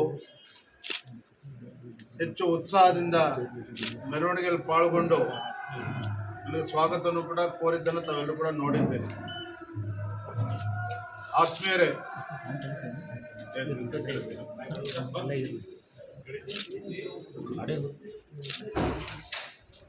ರಾಜ್ಯದಲ್ಲಿ ಕಾಂಗ್ರೆಸ್ ಸರ್ಕಾರ, ಹೊಸ ಸರ್ಕಾರ ಬಂದು 7 ತಿಂಗಳುಗಳು ಈಗಾಗಲೇ ಕಳೆದಿದೆ. ಚುನಾವಣೆಯ ಸಂದರ್ಭದಲ್ಲಿ ಕಾಂಗ್ರೆಸ್ ಪಕ್ಷ ಕೊಟ್ಟಿರ್ತಕ್ಕಂಥ ಭರವಸೆಗಳು ಸಹಜವಾಗಿಯೇ ರಾಜ್ಯದ ಜನರಲ್ಲಿ ಸಾಕಷ್ಟು ವಿಶ್ವಾಸವನ್ನ ಮೂಡಿಸಿತ್ತು. ಹಾಗಾಗಿನೇ ಕಾಂಗ್ರೆಸ್ ಸರ್ಕಾರಕ್ಕೆ, ಕಾಂಗ್ರೆಸ್ ಪಕ್ಷಕ್ಕೆ ಒಂದು ಪ್ರಚಂಡ ಬಹುಮತನೂ ಕೂಡ ಸಿಗೋದಕ್ಕೆ ಸಾಧ್ಯ ಆಗಿದೆ ಅಂತ ಹೇಳಿದ್ರೆ ಕಾರಣ ಅವ್ರು ಚುನಾವಣೆ ಸಂದರ್ಭ ಕೊಟ್ಟಿರ್ತಕ್ಕಂಥ ಭರವಸೆಗಳು. ಯಾವ ರಾಜ್ಯದ ಪ್ರಜ್ಞಾವಂತ ಮತದಾರರು ಈ ಕಾಂಗ್ರೆಸ್ ಪಕ್ಷಕ್ಕೆ ಮತವನ್ನು ಕೊಟ್ಟು ಸರ್ಕಾರವನ್ನು ತಂದಿದ್ದಾರೋ, ರಾಜ್ಯದಲ್ಲಿ ಕಾಂಗ್ರೆಸ್ ಪಕ್ಷ ಅಧಿಕಾರಕ್ಕೆ ಬರೋದಕ್ಕೆ ಕಾರಣೀಭೂತರಾಗಿದ್ದಾರೋ, ಅದೇ ಮತದಾರರು ಇವತ್ತು ಕಾಂಗ್ರೆಸ್ ಪಕ್ಷಕ್ಕೆ, ಕಾಂಗ್ರೆಸ್ ಸರ್ಕಾರಕ್ಕೆ ಇವತ್ತು ಶಾಪ ಹಾಕ್ತಾ ಇದ್ದಾರೆ. ನಾನ್ ಕಂಡಂತೆ ಇಡೀ ದೇಶದಲ್ಲಿ ಈ ಹೊಸ ಸರ್ಕಾರ ಒಂದು ಅತ್ಯಂತ ಕಡಿಮೆ ಅವಧಿಯಲ್ಲಿ, ಅಲ್ಪ ಅವಧಿಯಲ್ಲಿ 6-7 ತಿಂಗಳುಗಳಲ್ಲೇ ಒಂದು ಜನಪ್ರಿಯತೆ ಕಳೆದುಕೊಂಡಿರ್ತಕ್ಕಂಥ ಸರ್ಕಾರ ಇಡೀ ದೇಶದಲ್ಲಿ ಯಾವ್ದಾರ ಇದ್ರೆ ನಮ್ಮ ರಾಜ್ಯದಲ್ಲಿ ಇರ್ತಕ್ಕಂಥ ಕಾಂಗ್ರೆಸ್ ಸರ್ಕಾರ. ಯಾವುದೇ ಅನುಮಾನ ಬೇಡ ನಿಮಗೆ. ಕಳೆದ 3-4 ತಿಂಗಳುಗಳಿಂದ ರಾಜ್ಯದಲ್ಲಿ ಇವತ್ತು ಭೀಕರ ಬರಗಾಲ ಇದೆ. ರಾಜ್ಯದ ರೈತರು ಇವತ್ತು ಸಂಕಷ್ಟದಲ್ಲಿದ್ದಾರೆ. ಮೊನ್ನೆ ನಡೆದಂತ ಬೆಳಗಾವಿ ಅಧಿವೇಶನ, ನಾನು ಕೂಡ ನಮ್ಮ ಭಾರತೀಯ ಜನತಾ ಪಾರ್ಟಿ ನಮ್ಮೆಲ್ಲ ಹಿರಿಯರು ಕೂಡ ಮಾತನಾಡಿ ಅಧಿವೇಶನದಲ್ಲಿ ಬರಗಾಲಕ್ಕೆ ಸಿಕ್ಕಾಕೊಂಡಿರ್ತಕ್ಕಂಥ ರೈತರ ಸಂಕಷ್ಟಕ್ಕೆ ರಾಜ್ಯ ಸರ್ಕಾರ ಸ್ಪಂದಿಸಬೇಕು, ವಿಶೇಷವಾಗಿ ಕಬ್ಬು ಬೆಳೆಗಾರರಿಗೆ ಬೆಂಬಲ ಬೆಲೆನ ನೀಡಬೇಕು, ಆರ್ಥಿಕ ಶಕ್ತಿಯನ್ನು ಕೊಡಬೇಕು, ದ್ರಾಕ್ಷಿ ಬೆಳೆಗಾರರು ಕೂಡ ಅನುಕೂಲ ಆಗಬೇಕು, ಪರಿಹಾರ ನೀಡಬೇಕು ಅಂತ ನಾನು ಸದನದ ಒಳಗಡೆ ನಾನು ಕೂಡ ಒತ್ತಾಯ ಮಾಡಿದ್ದೆ, ಭಾರತೀಯ ಜನತಾ ಪಾರ್ಟಿನೂ ಕೂಡ ಒತ್ತಾಯ ಮಾಡಿತ್ತು. ಅದೇ ಈ ಕಾಂಗ್ರೆಸ್ ಸರ್ಕಾರ ಕಣ್ಣಿದ್ದು ಕುರುಡನಂತೆ, ಕಿವಿಯಿದ್ದು ಕಿವುಡನಂತೆ ನಟನೆ ಮಾಡ್ತಾ ಇರ್ತಕ್ಕಂಥದ್ದು. ಈ ಕ್ಷಣಕ್ಕೂ ಕೂಡ ರಾಜ್ಯದ ಮುಖ್ಯಮಂತ್ರಿಗಳು, ಕಾಂಗ್ರೆಸ್ ಸರ್ಕಾರ ರೈತರ ಸಮಸ್ಯೆಗೆ ಸ್ಪಂದನೆ ಮಾಡದೇ ಇರತಕ್ಕಂಥದ್ದು ನಿಜವಾಗ್ಲೂ ಕೂಡ ದುರದೃಷ್ಟ. ಇಂಥ ಸಂಕಷ್ಟದ ಸಂದರ್ಭದಲ್ಲಿ ದೇಶದ ಪ್ರಧಾನಮಂತ್ರಿ ನರೇಂದ್ರ ಮೋದಿಜಿ ಅವ್ರನ್ನ ಭೇಟಿ ಮಾಡಕ್ ಹೋಗ್ತಾರೆ ದೆಹಲಿಗೆ. ನೋಡಿದ್ರೆ ಅವತ್ತು ಯಾವ ರೀತಿ ಅಸಹ್ಯವಾದಂತ ವರ್ತನೆ ಜಮೀರ್ ಅಹಮದ್ ಅವ್ರದ್ದು. ಐಷಾರಾಮಿ ವಿಮಾನದಲ್ಲಿ ಶೋಕಿ ಮಾಡಿಕೊಂಡು ಬಂದಿರತಕ್ಕಂಥದ್ದು ಕೂಡ ಸ್ವತಃ ಅವರೇ ಅವತ್ತು ಜಾಲತಾಣದಲ್ಲಿ ಹಂಚ್ಕೊಂಡಿರ್ತಕ್ಕಂಥದ್ದು. ಅಂದ್ರೆ ರೈತರ ಸಂಕಷ್ಟಕ್ಕೆ ಪರಿಹಾರನ ಕೊಡದೇನೆ, ರೈತರ ಸಮಸ್ಯೆಗೆ ಸ್ಪಂದನೆ ಮಾಡದೇನೆ ರೈತರಿಗೆ ಒಂಥರ ಅವಮಾನ ಮಾಡ್ತಕ್ಕಂಥ ರೀತಿಯಲ್ಲಿ ರಾಜ್ಯ ಸರ್ಕಾರ ಮಂತ್ರಿಗಳು ನಡ್ಕೊಳ್ತಾ ಇರ್ತಕ್ಕಂಥದ್ದು. ಯಾವ ಉಸ್ತುವಾರಿ ಸಚಿವರು ಬರಗಾಲದ ಸಂದರ್ಭದಲ್ಲಿ ಜಿಲ್ಲಾ ಪ್ರವಾಸವನ್ನ ಮಾಡಿ ಅಧಿಕಾರಿಗಳು ಸಭೆ ಮಾಡಬೇಕು, ಯಾವುದೇ ಜಿಲ್ಲೆಯಲ್ಲೂ ಕೂಡ ಇದಾಗಿಲ್ಲ. ಕಂದಾಯ ಸಚಿವರು ಬೆಂಗಳೂರಿನಲ್ಲಿ ಎಸಿ ರೂಮಲ್ಲಿ ಕೂತ್ಕೊಂಡು ಸಭೆ ಮಾಡಿದ್ರೆ ಹೊರತು ಜಿಲ್ಲೆಗಳಿಗೆ ಭೇಟಿನ ಕೊಡಲಿಲ್ಲ. ಕಾಟಾಚಾರಕ್ಕೆ ಅಲ್ಲೊಂದು ಇಲ್ಲೊಂದು ಭೇಟಿನ ಕೊಟ್ಟು ಅಲ್ಲೇ ಇತಿಶ್ರೀ ಆಡಿದ್ರು. ಮತ್ತೊಂದು ಕಡೆ ಮುಖ್ಯಮಂತ್ರಿಗಳು ಹೇಳ್ತಾರೆ, ಈ ಸರ್ಕಾರಕ್ಕೆ, ರಾಜ್ಯ ಸರ್ಕಾರಕ್ಕೆ, ಕಾಂಗ್ರೆಸ್ ಸರ್ಕಾರಕ್ಕೆ ರೈತರ ಒಂದು ಸಂಕಷ್ಟದಲ್ಲಿರ್ತಕ್ಕಂಥ ರೈತರಿಗೆ ಬರದ ಸಂದರ್ಭದಲ್ಲಿ ರೈತರಿಗೆ ಒಂದು ಪರಿಹಾರ ಕೊಡೋದಕ್ಕೆ ಯೋಗ್ಯತೆ ಕಾಂಗ್ರೆಸ್ ಸರ್ಕಾರಕ್ಕಿಲ್ಲ. ಮತ್ತೊಂದು ಕಡೆ ಮೊನ್ನೆ ಹೇಳ್ತಾರೆ, ಮೊನ್ನೆ ಮುಖ್ಯಮಂತ್ರಿಗಳು ಅಲ್ಪಸಂಖ್ಯಾತರಿಗೆ 10,000 ಕೋಟಿಯನ್ನ ಕೊಡ್ತೇನೆ ಅಭಿವೃದ್ಧಿಗೆ ಅಂತ ಹೇಳ್ತಾರೆ. ನಿನ್ನೆ ದಿನ ಆದೇಶನೂ ಕೂಡ ಮಾಡಿದ್ದಾರೆ. 1,000 ಕೋಟಿ ರೂಪಾಯಿಗಳನ್ನ ಅಲ್ಪಸಂಖ್ಯಾತರಿರ್ತಕ್ಕಂಥ ಬಸತಿಗಳಲ್ಲಿ ಮೂಲಭೂತ ಸೌಕರ್ಯಕ್ಕೆ ನಾನು ಕೊಡ್ತೇನೆ ಅಂತೇಳಿ ನಿನ್ನೆ ಸರ್ಕಾರಿ ಆಜ್ಞೆ ಮಾಡಿದ್ದಾರೆ. ಈಗಾಗಲೇ ನಾನು ಮಾನ್ಯ ಮುಖ್ಯಮಂತ್ರಿಗಳಲ್ಲಿ ತಮ್ಮ ಮೂಲಕ ಕೇಳೋದಕ್ಕೆ ಇಚ್ಛೆ ಪಡ್ತೇನೆ, ಭಾರತೀಯ ಜನತಾ ಪಾರ್ಟಿನೂ ಅಲ್ಪಸಂಖ್ಯಾತರಿಗೂ ಹಣ ಕೊಡ್ತಕ್ಕಂಥದ್ದು ವಿರೋಧ ಮಾಡೋದಿಲ್ಲ. ಯಡಿಯೂರಪ್ಪ ಅವರು ಮುಖ್ಯಮಂತ್ರಿ ಇದ್ದಾಗ, ಭಾರತೀಯ ಜನತಾ ಪಾರ್ಟಿ ಸರ್ಕಾರ ಇದ್ದಾಗ ಹಜ್ ಭವನ ಇರ್ಬೋದು, ಹಜ್ ಯಾತ್ರಿಗಳು ಇರ್ಬೋದು, ಅಲ್ಪಸಂಖ್ಯಾತರ ಕಲ್ಯಾಣಕ್ಕೆ ನಾವು ಕೂಡ ನಮ್ಮ ಸರ್ಕಾರನೂ ಕೂಡ ದುಡ್ಡು ಕೊಟ್ಟಿದೆ. ಆದರೆ ನಿಮ್ಮ ತರ ಇಂಥ ಕಷ್ಟದ ಸಂದರ್ಭದಲ್ಲಿ ರಾಜ್ಯ ಸರ್ಕಾರ, ಮುಖ್ಯಮಂತ್ರಿಗಳ ಆದ್ಯತೆ ಮೊದಲು ರೈತರು ಇರಬೇಕು. ರೈತರು ಅಂತ ಹೇಳಿದ್ರೆ ಕೇವಲ ಯಾವುದೊಂದು ಕೋಮಿಗೆ ಸೀಮಿತ ಆಗಿರ್ತಕ್ಕಂಥ, ಅದರಲ್ಲಿ ಅಲ್ಪಸಂಖ್ಯಾತರು ಇರ್ತಾರೆ, ದಲಿತರು ಇರ್ತಾರೆ, ಹಿಂದುಳಿದ ವರ್ಗದವರು ಇರ್ತಾರೆ, ಎಲ್ಲ ಸಮಾಜದವರು ಕೂಡ ಇರ್ತಾರೆ.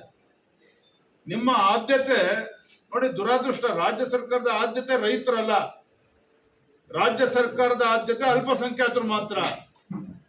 ಅಲ್ಪಸಂಖ್ಯಾತರ ತುಷ್ಟೀಕರಣದ ಒಂದು ನೀತಿ ಏನಿದೆ ಅವ್ರದ್ದು, ಕಾಂಗ್ರೆಸ್ ಪಕ್ಷದ ಸಿದ್ದರಾಮಯ್ಯನವರ ಅಲ್ಪಸಂಖ್ಯಾತರನ್ನ ತುಷ್ಟೀಕರಿಸ್ತಕ್ಕಂಥ ನೀತಿಗಳು ಮುಂದಿನ ಲೋಕಸಭಾ ಚುನಾವಣೆಯಲ್ಲಿ ಅದು ಅವರಿಗೆ ಭಾರಿ ಸಮಸ್ಯೆ ಉಂಟಾಗ್ತದೆ. ನಿಮ್ಮ ಈ ನಡವಳಿಕೆ ರಾಜ್ಯದ ಮತದಾರರು ಇವತ್ತು ಎಲ್ಲವನ್ನೂ ಕೂಡ ಗಮನಿಸ್ತಾ ಇದ್ದಾರೆ. ಇದಕ್ಕೆ ತಕ್ಕ ಉತ್ತರವನ್ನ ಮುಂದಿನ ಲೋಕಸಭಾ ಚುನಾವಣೆಯಲ್ಲಿ ಭಾರತೀಯ ಜನತಾ ಪಾರ್ಟಿ 28ಕ್ಕೆ 28 ಕ್ಷೇತ್ರಗಳನ್ನು ಗೆಲ್ಲಿಸೋದ್ರ ಮೂಲಕ ನಿಮ್ಮ ಮುಖಕ್ಕೆ ಮಂಗಳಾರತಿ ಎತ್ತುತ್ತಾರೆ. ಕಾಂಗ್ರೆಸ್ ಪಕ್ಷದ ಪರಿಸ್ಥಿತಿ ಏನಾಗ್ತದೆ ಅನ್ನೋದು ನೋಡಿ ಲೋಕಸಭಾ ಚುನಾವಣೆ ಆದ್ಮೇಲೆ. ಈ ರೀತಿ ಇಂಥ ಕೆಟ್ಟ ನಡವಳಿಕೆ ಇವತ್ತೊಂದು ಪತ್ರಿಕೆಯಲ್ಲಿ ನೋಡ್ತಾ ಇದ್ದೆ, ರಾಜ್ಯದಲ್ಲಿರ್ತಕ್ಕಂಥ 7 ಜಿಲ್ಲೆಗಳಲ್ಲಿ ಸರ್ಕಾರಿ ಶಾಲೆಗಳಲ್ಲಿ 17,000ಕ್ಕೂ ಅಧಿಕ ಕೊಠಡಿಗಳು ಬೇಕಾಗ್ತದೆ.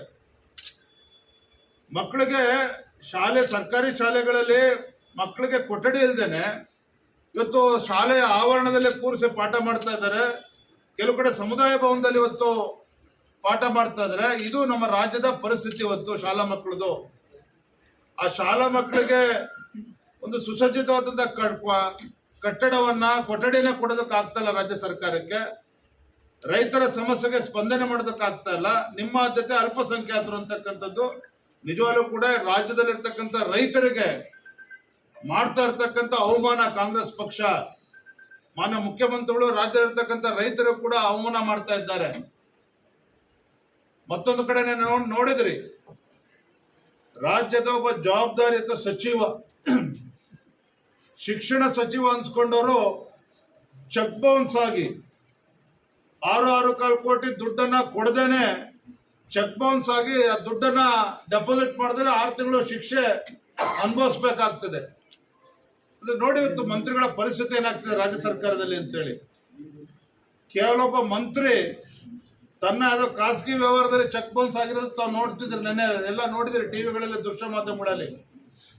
ಆದರೆ ಮುಂದಿನ ದಿನಗಳಲ್ಲಿ ರಾಜ್ಯದ ಆರ್ಥಿಕ ಪರಿಸ್ಥಿತಿ ಎಲ್ಲಿಗೆ ಬಂದು ಮುಟ್ತದೆ ಅಂತ ಹೇಳಿದ್ರೆ, ದಿನೇ ಸಂಕಷ್ಟದ ಪರಿಸ್ಥಿತಿಗೆ ಸಿಲುಕಾಕೊಳ್ತಾ ಇರ್ತಕ್ಕಂಥ ರಾಜ್ಯ ಸರ್ಕಾರ ಇವತ್ತು ಆರ್ಥಿಕ ಪರಿಸ್ಥಿತಿ ಹದಗೆಟ್ಟು ಹೋಗಿ ಇವತ್ತು ಇಲ್ಲಿರ್ತಕ್ಕಂಥ ಸರ್ಕಾರಿ ನೌಕರಿಗೆ ಸಂಬಳವನ್ನು ಕೂಡ ಕೊಡದೇ ಇರತಕ್ಕಂಥದ್ದು ದಾರುಣ ಪರಿಸ್ಥಿತಿ ಈಗಾಗಲೇ ರಾಜ್ಯದಲ್ಲಿ ಬಂದಿದೆ. ಕಾರಣ ಅಂತ ಹೇಳಿದ್ರೆ, ಇವತ್ತು 14 ಬಜೆಟ್ ಅನ್ನ ಮಂಡನೆ ಮಾಡಿರ್ತಕ್ಕಂಥ ಗೌರವಾನ್ವಿತ ಮುಖ್ಯಮಂತ್ರಿಗಳು ವಿಲಿ ಒದ್ದಾಡ್ತಾ ಇದ್ದಾರೆ. ಚುನಾವಣೆ ಗೆಲ್ಲೇಬೇಕು ಅನ್ನುವ ಹಪಾಹಪಿಯಲ್ಲಿ ಏನು ಕೊಟ್ಟಿರ್ತಕ್ಕಂಥ ಭರವಸೆಗಳನ್ನ ಈಡೇರಿಸೋದಕ್ಕೆ ಸಾಧ್ಯ ಆಗ್ದೇನೆ ಇವತ್ತು ಕೇವಲ ಪತ್ರಿಕೆಗಳಲ್ಲಿ ಸೋಷಿಯಲ್ ಮೀಡಿಯಾದಲ್ಲಿ ಅಡ್ವರ್ಟೈಸ್ಮೆಂಟ್ಗಳು ಕೊಡ್ಕೊಂಡು ಕಾಲಹರಣ ಮಾಡ್ತಾ ಇದ್ದಾರೆ ಹೊರತು ಸರ್ಕಾರ ಬಂದು 7 ತಿಂಗಳಾಗಿದೆ. ಯಾವುದೇ ಒಬ್ಬ ಶಾಸಕನಿಗೆ ₹1 ಅನುದಾನನೂ ಕೂಡ ಈ ಸರ್ಕಾರದಿಂದ ಕೊಟ್ಟಿಲ್ಲ. ಯಾವುದೇ ಒಬ್ಬ ಶಾಸಕ ತನ್ನ ಕ್ಷೇತ್ರದಲ್ಲಿ ಒಂದು ಶಾಲಾ ಕೊಠಡಿಯನ್ನು ಕಟ್ಟಿಸಿದ್ದೇನೆ, ರಸ್ತೆಗಳು ಮಾಡಿಸಿದ್ದೇನೆ ಅಂತಕ್ಕಂಥ ಒಂದು ಉದಾಹರಣೆನೂ ಕೂಡ ಕೊಡಿಲ್ಲ. ಮತ್ತೆ ಸರ್ಕಾರ ಬಂದ್ಮೇಲೆ ಒಂದು ಬಿಡುಗಾಸನ್ನು ಕೂಡ ಶಾಸಕರ ಒಂದು ಕ್ಷೇತ್ರದ ಅಭಿವೃದ್ಧಿ ₹1 ಕೂಡ ಇವತ್ತು ಕೊಟ್ಟಿಲ್ಲ. ಇದು ನೈಜ ಪರಿಸ್ಥಿತಿ. ರಾಜ್ಯ ಸರ್ಕಾರದ್ದು ಹಣಕಾಸಿನ ಪರಿಸ್ಥಿತಿ ಏನಾಗಿದೆ ಅಂತೇಳಿ ಮೇಲ್ನೋಟಕ್ಕೆ ಕೂಡ ಗೊತ್ತಾಗ್ತಾ ಇದೆ. ಹಾಗಾಗಿ ಮಾನ್ಯ ಮುಖ್ಯಮಂತ್ರಿಗಳಿಗೆ ನಾನು ತಮ್ಮ ಮೂಲಕ ಆಗ್ರಹವನ್ನ ಮಾಡ್ತಾ ಇದ್ದೇನೆ. ಭಾರತೀಯ ಜನತಾ ಪಾರ್ಟಿ ಅಧ್ಯಕ್ಷನಾಗಿ ನಿಮ್ಮ ಬೂಟಾಟಿಕೆ ರಾಜಕಾರಣವನ್ನ ಬದಿಗಿಟ್ಟು, ಅಲ್ಪಸಂಖ್ಯಾತರ ತುಷ್ಟೀಕರಣ ರಾಜಕಾರಣವನ್ನ ಬದಿಗಿಟ್ಟು, ರಾಜ್ಯದಲ್ಲಿರ್ತಕ್ಕಂಥ ರೈತರ ಸಮಸ್ಯೆಗಳಿಗೆ ಸ್ಪಂದನೆ ಮಾಡಬೇಕು, ಪರಿಹಾರವನ್ನು ನೀಡಬೇಕು, ಶಾಸಕರ ಕ್ಷೇತ್ರಕ್ಕೆ ಅನುದಾನವನ್ನು ಕೊಡಬೇಕು. ಇವತ್ತು ಸರ್ಕಾರ ಬಂದು 7 ತಿಂಗಳಾದ್ರೂ ಕೂಡ ಒಂದು ಯೋಜನೆನೂ ಕೂಡ, ಅಭಿವೃದ್ಧಿ ಯೋಜನೆನೂ ಕೂಡ ರಾಜ್ಯ ಸರ್ಕಾರ ಇವತ್ತರೆಗೂ ಕೊಟ್ಟಿಲ್ಲ. ಹೊಸ ಯೋಜನೆ ಏನಾದ್ರು ಕೊಡ್ತಕ್ಕಂಥ ಯೋಚನೆ ಆದ್ರೂ ನಿಮ್ಮ ಸರ್ಕಾರಕ್ಕೆ ಇದೆಯಾ? ಇವೆಲ್ಲವೂ ಕೂಡ ರಾಜ್ಯದ ಜನತೆಗೆ ತಿಳಿಸ್ಬೇಕು ಅಂತೇಳಿ ತಮ್ಮ ಮೂಲಕ ನಾನು ಒತ್ತಾಯವನ್ನು ಮಾಡ್ತಾ ಇದ್ದೇನೆ, ಆಗ್ರಹವನ್ನು ಕೂಡ ನಾನು ಮಾಡ್ತಾ ಇದ್ದೇನೆ. ಹಿಂದೆ ಶಾಸಕರು 40,000 ಕೋಟಿ ರೂಪಾಯಿ ಹಗರಣ ನಿಮ್ಮ ಕಾಲದಲ್ಲಿ ಬಿಜೆಪಿ ಕಾಲದಲ್ಲಿ ಆಗಿದೆ. ಅದಕ್ಕೆ ರೂವಾರಿಗಳು ಯಡಿಯೂರಪ್ಪ ಅವರು ಅಂತೇಳಿ ಅವ್ರ ಮೇಲೆ ಆರೋಪ ಮಾಡಿದ್ದಾರೆ. ಕಂಟಿನ್ಯೂಸ್ ನಿಮ್ಮ ಮೇಲೂ ಆರೋಪ ಮಾಡ್ಕೊಂಡು ಬಂದಿದ್ದಾರೆ. ನೀವೆಲ್ಲ ಬ್ಲ್ಯಾಕ್ ಮನಿ ಇಟ್ಟಿದ್ರೆ ವಿದೇಶದಲ್ಲಿ ಅಂತ. ಒಂದು ಕೂಡ ಪಕ್ಷದಿಂದ ಆಗಲಿ ಯಾವುದೋ ಒಂದು ರಿಯಾಕ್ಷನೇ ಬಂದಿಲ್ಲಲ್ಲ. ಆರೋಪಗಳಲ್ಲಿ ಸತ್ಯಾಂಶದ ರಿಯಾಕ್ಷನ್ ಬರ್ತದೆ, ಹುಡುಗಾಟಿಕೆ ಮಾತುಗಳಿಗೆ ಯಾವುದೋ ರಿಯಾಕ್ಷನ್ ಬರೋದಕ್ಕೆ ಸಾಧ್ಯನ. ಒಂದು ಇವತ್ತು ಬಿಜಾಪುರ ಜಿಲ್ಲೆಯಲ್ಲಿ ರಾಜ್ಯದ ಅಧ್ಯಕ್ಷನಾಗಿ ಮೊದಲ ಭೇಟಿ ನಾನು ನೀಡಿದ್ದೇನೆ. ಒಂದು ಮಾತನ್ನ ಸ್ಪಷ್ಟವಾಗಿ ಹೇಳ್ತೇನೆ, ನೇರವಾಗಿ ಹೇಳ್ತೇನೆ, ನಾನು ಹೇಳೋದಕ್ಕೇನು ಕೂಡ ಅಂಜಿಕೆ ಇಲ್ಲ. ನಾನು ಒಬ್ಬ ಭಾರತೀಯ ಜನತಾ ಪಾರ್ಟಿ ಅಧ್ಯಕ್ಷನಾಗಿ ನನಗೆ ಜವಾಬ್ದಾರಿ ಕೊಟ್ಟಿರ್ತಕ್ಕಂಥದ್ದು ನಮ್ಮ ಭಾರತೀಯ ಜನತಾ ಪಾರ್ಟಿಯ ವರಿಷ್ಠರು, ರಾಷ್ಟ್ರೀಯ ಅಧ್ಯಕ್ಷರು ನಡ್ಡಾಜಿಯವರು, ಪ್ರಧಾನಮಂತ್ರಿ ನರೇಂದ್ರ ಮೋದಿಜಿಯವರು, ಅಮಿತ್ ಶಾಜಿಯವರು ನನಗೆ ಜವಾಬ್ದಾರಿ ನೀಡಿದ್ದಾರೆ. ಯಡಿಯೂರಪ್ಪನವರಲ್ಲ. ಯಡಿಯೂರಪ್ಪನವ್ರ ಮಗ ಅನ್ನುವ ಹೆಮ್ಮೆ ನನಗಿದೆ. ಆದರೆ ಇವತ್ತು ರಾಜ್ಯದಲ್ಲಿರ್ತಕ್ಕಂಥ ಲಕ್ಷಾಂತರ ಕಾರ್ಯಕರ್ತರು ಇವತ್ತು ಬಹಳ ಸಂತೋಷದಿಂದಿದ್ದಾರೆ. ಇವತ್ತು ನನ್ನನ್ನು ರಾಜ್ಯದ ಅಧ್ಯಕ್ಷನಾಗ ಮಾಡಿದ ಮೇಲೆ ನಾನು ತಮ್ಮ ಮೂಲಕ ಪಕ್ಷದ ಎಲ್ಲ ಹಿರಿಯರನ್ನು ಇವತ್ತು ಎಲ್ಲರೂ ಕೂಡ ನನ್ನ ಜೊತೆ ಕೈ ಜೋಡಿಸಿದ್ದಾರೆ. ಈಶ್ವರಪ್ಪನವರ ಆದಿಯಾಗಿ, ಸಿ.ಟಿ. ರವಿ ಅವರ ಆದಿಯಾಗಿ, ಸದಾನಂದ ಗೌಡರ ಆದಿಯಾಗಿ ಎಲ್ಲರೂ ಕೂಡ ಇವತ್ತು ವಿಜೇಂದ್ರ ಪಕ್ಷದ ಅಧ್ಯಕ್ಷ ನೇತೃತ್ವದಲ್ಲಿ ಪಕ್ಷಕ್ಕೆ ಬಲವನ್ನು ಕೊಡ್ತಕ್ಕಂಥ ಕೆಲಸ ಮಾಡ್ತೇವೆ ಅಂತೇಳಿ ಹಿರಿಯರೆಲ್ಲರೂ ಕೂಡ ನನಗೆ ಆಶೀರ್ವಾದವನ್ನು ಮಾಡಿದ್ದಾರೆ. ಇವತ್ತನ ಒಂದು ಮಾತನ್ನು ಹೇಳ್ತಾನೆ, ಹೊಸ ವರ್ಷದ ಹೊಸ್ತಿಲಲ್ಲಿ ನಾವೆಲ್ಲರೂ ಕೂಡ ಇದ್ದೇವೆ. ಹೊಸ ವರ್ಷದ ಹೊಸ್ತಿಲಲ್ಲಿರ್ತಕ್ಕಂಥ ನಾನು ರಾಜ್ಯದ ಅಧ್ಯಕ್ಷನಾಗಿ ಎಲ್ಲ ಹಳೆ ವಿಚಾರಗಳನ್ನು ಬದಿಗಿಟ್ಟು ಹೆಚ್ಚು ಉತ್ಸಾಹದಿಂದ ಎಲ್ಲರನ್ನೂ ಕೂಡ ವಿಶ್ವಾಸಕ್ಕೆ ತೆಗೆದುಕೊಂಡು ಎಲ್ಲ ಹಿರಿಯರ ಮಾರ್ಗದರ್ಶನದಲ್ಲಿ ಮುಂದೆ ಪಕ್ಷವನ್ನು ಮುನ್ನಡೆಸಬೇಕು ಅನ್ನೋ ಒಂದು ದಿಟ್ಟ ನಿರ್ಧಾರದಿಂದ ನಾನು ಮುನ್ನಡೀತಾ ಇದ್ದೇನೆ. ನನಗಿವತ್ತು ನನ್ನ ಗುರಿ ಸ್ಪಷ್ಟವಾಗಿದೆ. ನಾನು ಇಟ್ಟಿರ್ತಕ್ಕಂಥ ನನ್ನ ಮುಂದೆ ಇರ್ತಕ್ಕಂಥ ಗುರಿ, ನಾನು ಇಟ್ಟಿರ್ತಕ್ಕಂಥ ಒಂದು ಹೆಜ್ಜೆ ಯಾವತ್ತೂ ಕೂಡ ಹಿಂದೆ ಇಡ್ತಕ್ಕಂಥ ಪ್ರಶ್ನೆನೇ ಇಲ್ಲ. ನನ್ನ ಮುಂದೆ ಇರ್ತಕ್ಕಂಥ ಗುರಿ ಎಲ್ಲ 28 ಕ್ಷೇತ್ರಗಳನ್ನ ಭಾರತೀಯ ಜನತಾ ಪಾರ್ಟಿ JDS ಗೆಲ್ಲಬೇಕು, ನರೇಂದ್ರ ಮೋದಿಜಿಯವರ ಕೈನ ಬಲಪಡಿಸಬೇಕು. ಹಾಗಾಗಿ ಯಾವುದೇ ಕಾರಣಕ್ಕೂ ಹಿಂಜರಿತಕ್ಕಂಥ ಪ್ರಶ್ನೆನೆಲ್ಲ. ನಾನು ಮತ್ತೊಮ್ಮೆ ತಮ್ಮ ಮೂಲಕ ಮನವಿಯನ್ನ ಮಾಡ್ತೇನೆ. ನಾವೆಲ್ಲ ಪಕ್ಷದ ಮುಖಂಡರು ಎಲ್ಲರೂ ಕೂಡ ಒಗ್ಗಟ್ಟಾಗಿದ್ದೇವೆ, ಒಂದಾಗಿದ್ದೇವೆ. ಒಬ್ರಿಬ್ರೇನೋ ಮನಸ್ತಾಪಗಳಿದೆ, ಅದನ್ನು ಸರಿಪಡಿಸಕ್ಕಂಥ ಕೆಲಸವನ್ನು ಮಾಡ್ತೇನೆ. ಮತ್ತೊಂದು ವಿಚಾರ ತಾವು ಕೇಳೋಕ್ಕೂ ಮುಂಚೆನೇ ಹೇಳ್ತೇನೆ, ನಾನಾಗ್ಲಿ ಅಥವಾ ಯಾವುದೇ ಪಕ್ಷದ ಮುಖಂಡರು ಕೇಂದ್ರಕ್ಕೆ ಹೋಗಿ ಏನೋ ಯಾರ್ದೋ ವಿರುದ್ಧ ಚಾಡಿ ಹೇಳ್ಬೇಕು, ಕಂಪ್ಲೇಂಟ್ ಕೊಡಬೇಕು, ಏನೋ ಆಕ್ಷನ್ ತಗೋಬೇಕು ಅಂತೇಳಿ ಈ ಕ್ಷಣವರೆಗೂ ನಾವು ಪ್ರಯತ್ನ ಮಾಡೋಕ್ಕೂ ಹೋಗಿಲ್ಲ, ಅದರ ಅವಶ್ಯಕತೆಯೂ ಇಲ್ಲ. ಆದರೆ ಮುಂದೆ ಸಂದರ್ಭ ಹೇಗೆ ಸೃಷ್ಟಿ ಆಗ್ತದೆ ಕೇಂದ್ರ ವರಿಷ್ಠರು ತೀರ್ಮಾನ ಮಾಡ್ತಾರೆ. ನಾನಂತೂ ಸ್ಪಷ್ಟವಾಗಿದ್ದೇನೆ, ಏನೇ ಸಣ್ಣ ಪುಟ್ಟ ವ್ಯತ್ಯಾಸಗಳಿದ್ರು ಕೂಡ ನಾನು ವಯಸ್ಸಿನಲ್ಲಿ ಚಿಕ್ಕವನಿರ್ಬೋದು, ಪಕ್ಷದ ಅಧ್ಯಕ್ಷನಾಗಿ ಎಲ್ಲರ ವಿಶ್ವಾಸಕ್ಕೆ ತೆಗೆದುಕೊಂಡು ಹೋಗ್ತಕ್ಕಂಥ ಕರ್ತವ್ಯ ನನ್ನ ಮೇಲಿದೆ. ಅದನ್ನು ಯಶಸ್ವಿಯಾಗಿ ಮಾಡ್ತೇನೆ ಅನ್ನೋ ಅಚಲವಾದಂಥ ವಿಶ್ವಾಸನೂ ಕೂಡ ನನಗಿದೆ. ವಿಫಲ ಆಗಿದೆ ಅಂತ ನಿಮ್ಗೆ ಯಾಕೆ ಅನಿಸ್ತಿದೆ? ಸ್ವಲ್ಪ ಸಮಯಾವಕಾಶ ಬೇಕಲ್ಲ. ನಮ್ಮ ಜಗಜಿಗಣಿ ಸಾಹೇಬ್ರು ಇದ್ದಾರೆ, ನಮ್ಮ ಇಲ್ಲಿ ನಡಳ್ಳಿ ಸಾಹೇಬ್ರು ಇದ್ದಾರೆ, ಈ ಕಡೆ ನಿರಾಣಿ ಇದ್ದಾರೆ, ಬೆಳ್ಳೊಬ್ಬರು ಇದ್ದಾರೆ, ವಿಜಯಗೌಡ ಪಾಟೀಲ್ ಇದ್ದಾರೆ. ಇರೋರ ಬಗ್ಗೆ ಮಾತಾಡಲ್ಲ, ಇರೋರ ಬಗ್ಗೆ ಯಾಕೆ ಮಾತಾಡ್ತಾರೆ?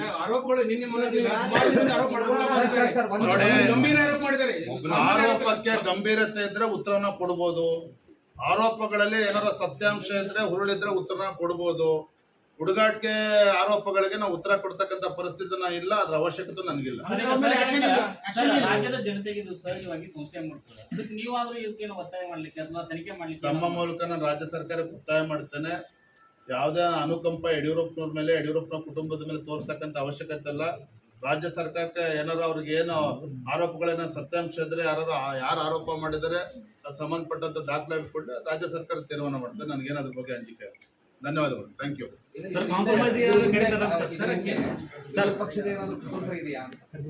ಇರ್ಲಿ ಬಿಡೋಣ ಸಾಕು. ಕೇಂದ್ರದಿಂದ ರೈತರಿಗೆ ತಾವು ಹೇಳಿದ ರೈತರಿಗೆ ಆರೋಪ ಮಾಡಿದ್ರೆ ರಾಜ್ಯ ಸರ್ಕಾರ, ಕೇಂದ್ರ ಸರ್ಕಾರದಿಂದ ಇನ್ನೂವರೆಗೆ ಯಾವುದು ನೋಡ್ರಿ, ಹಿಂದೆ ಯಡಿಯೂರಪ್ಪನವ್ರು ಮುಖ್ಯಮಂತ್ರಿ ಇದ್ದಾಗ ಬರ ಪರಿಸ್ಥಿತಿ ಇರ್ಬೋದು, ಇವತ್ತು ನೆರೆಯಾದಂತ ಪರಿಸ್ಥಿತಿ ರಾಜ್ಯ ಸರ್ಕಾರ ಬಿಜೆಪಿ ಸರ್ಕಾರ ಹೆಂಗ್ ನಡ್ಕೊಂಡಿದ್ದು ಒಂದು ಕ್ಷಣ ತಿರುಗಾಕ್ ನೋಡ್ಲಿ ಮಾನ್ಯ ಮುಖ್ಯಮಂತ್ರಿಗಳು. ಆಮೇಲೆ ಇದಕ್ಕೆಲ್ಲ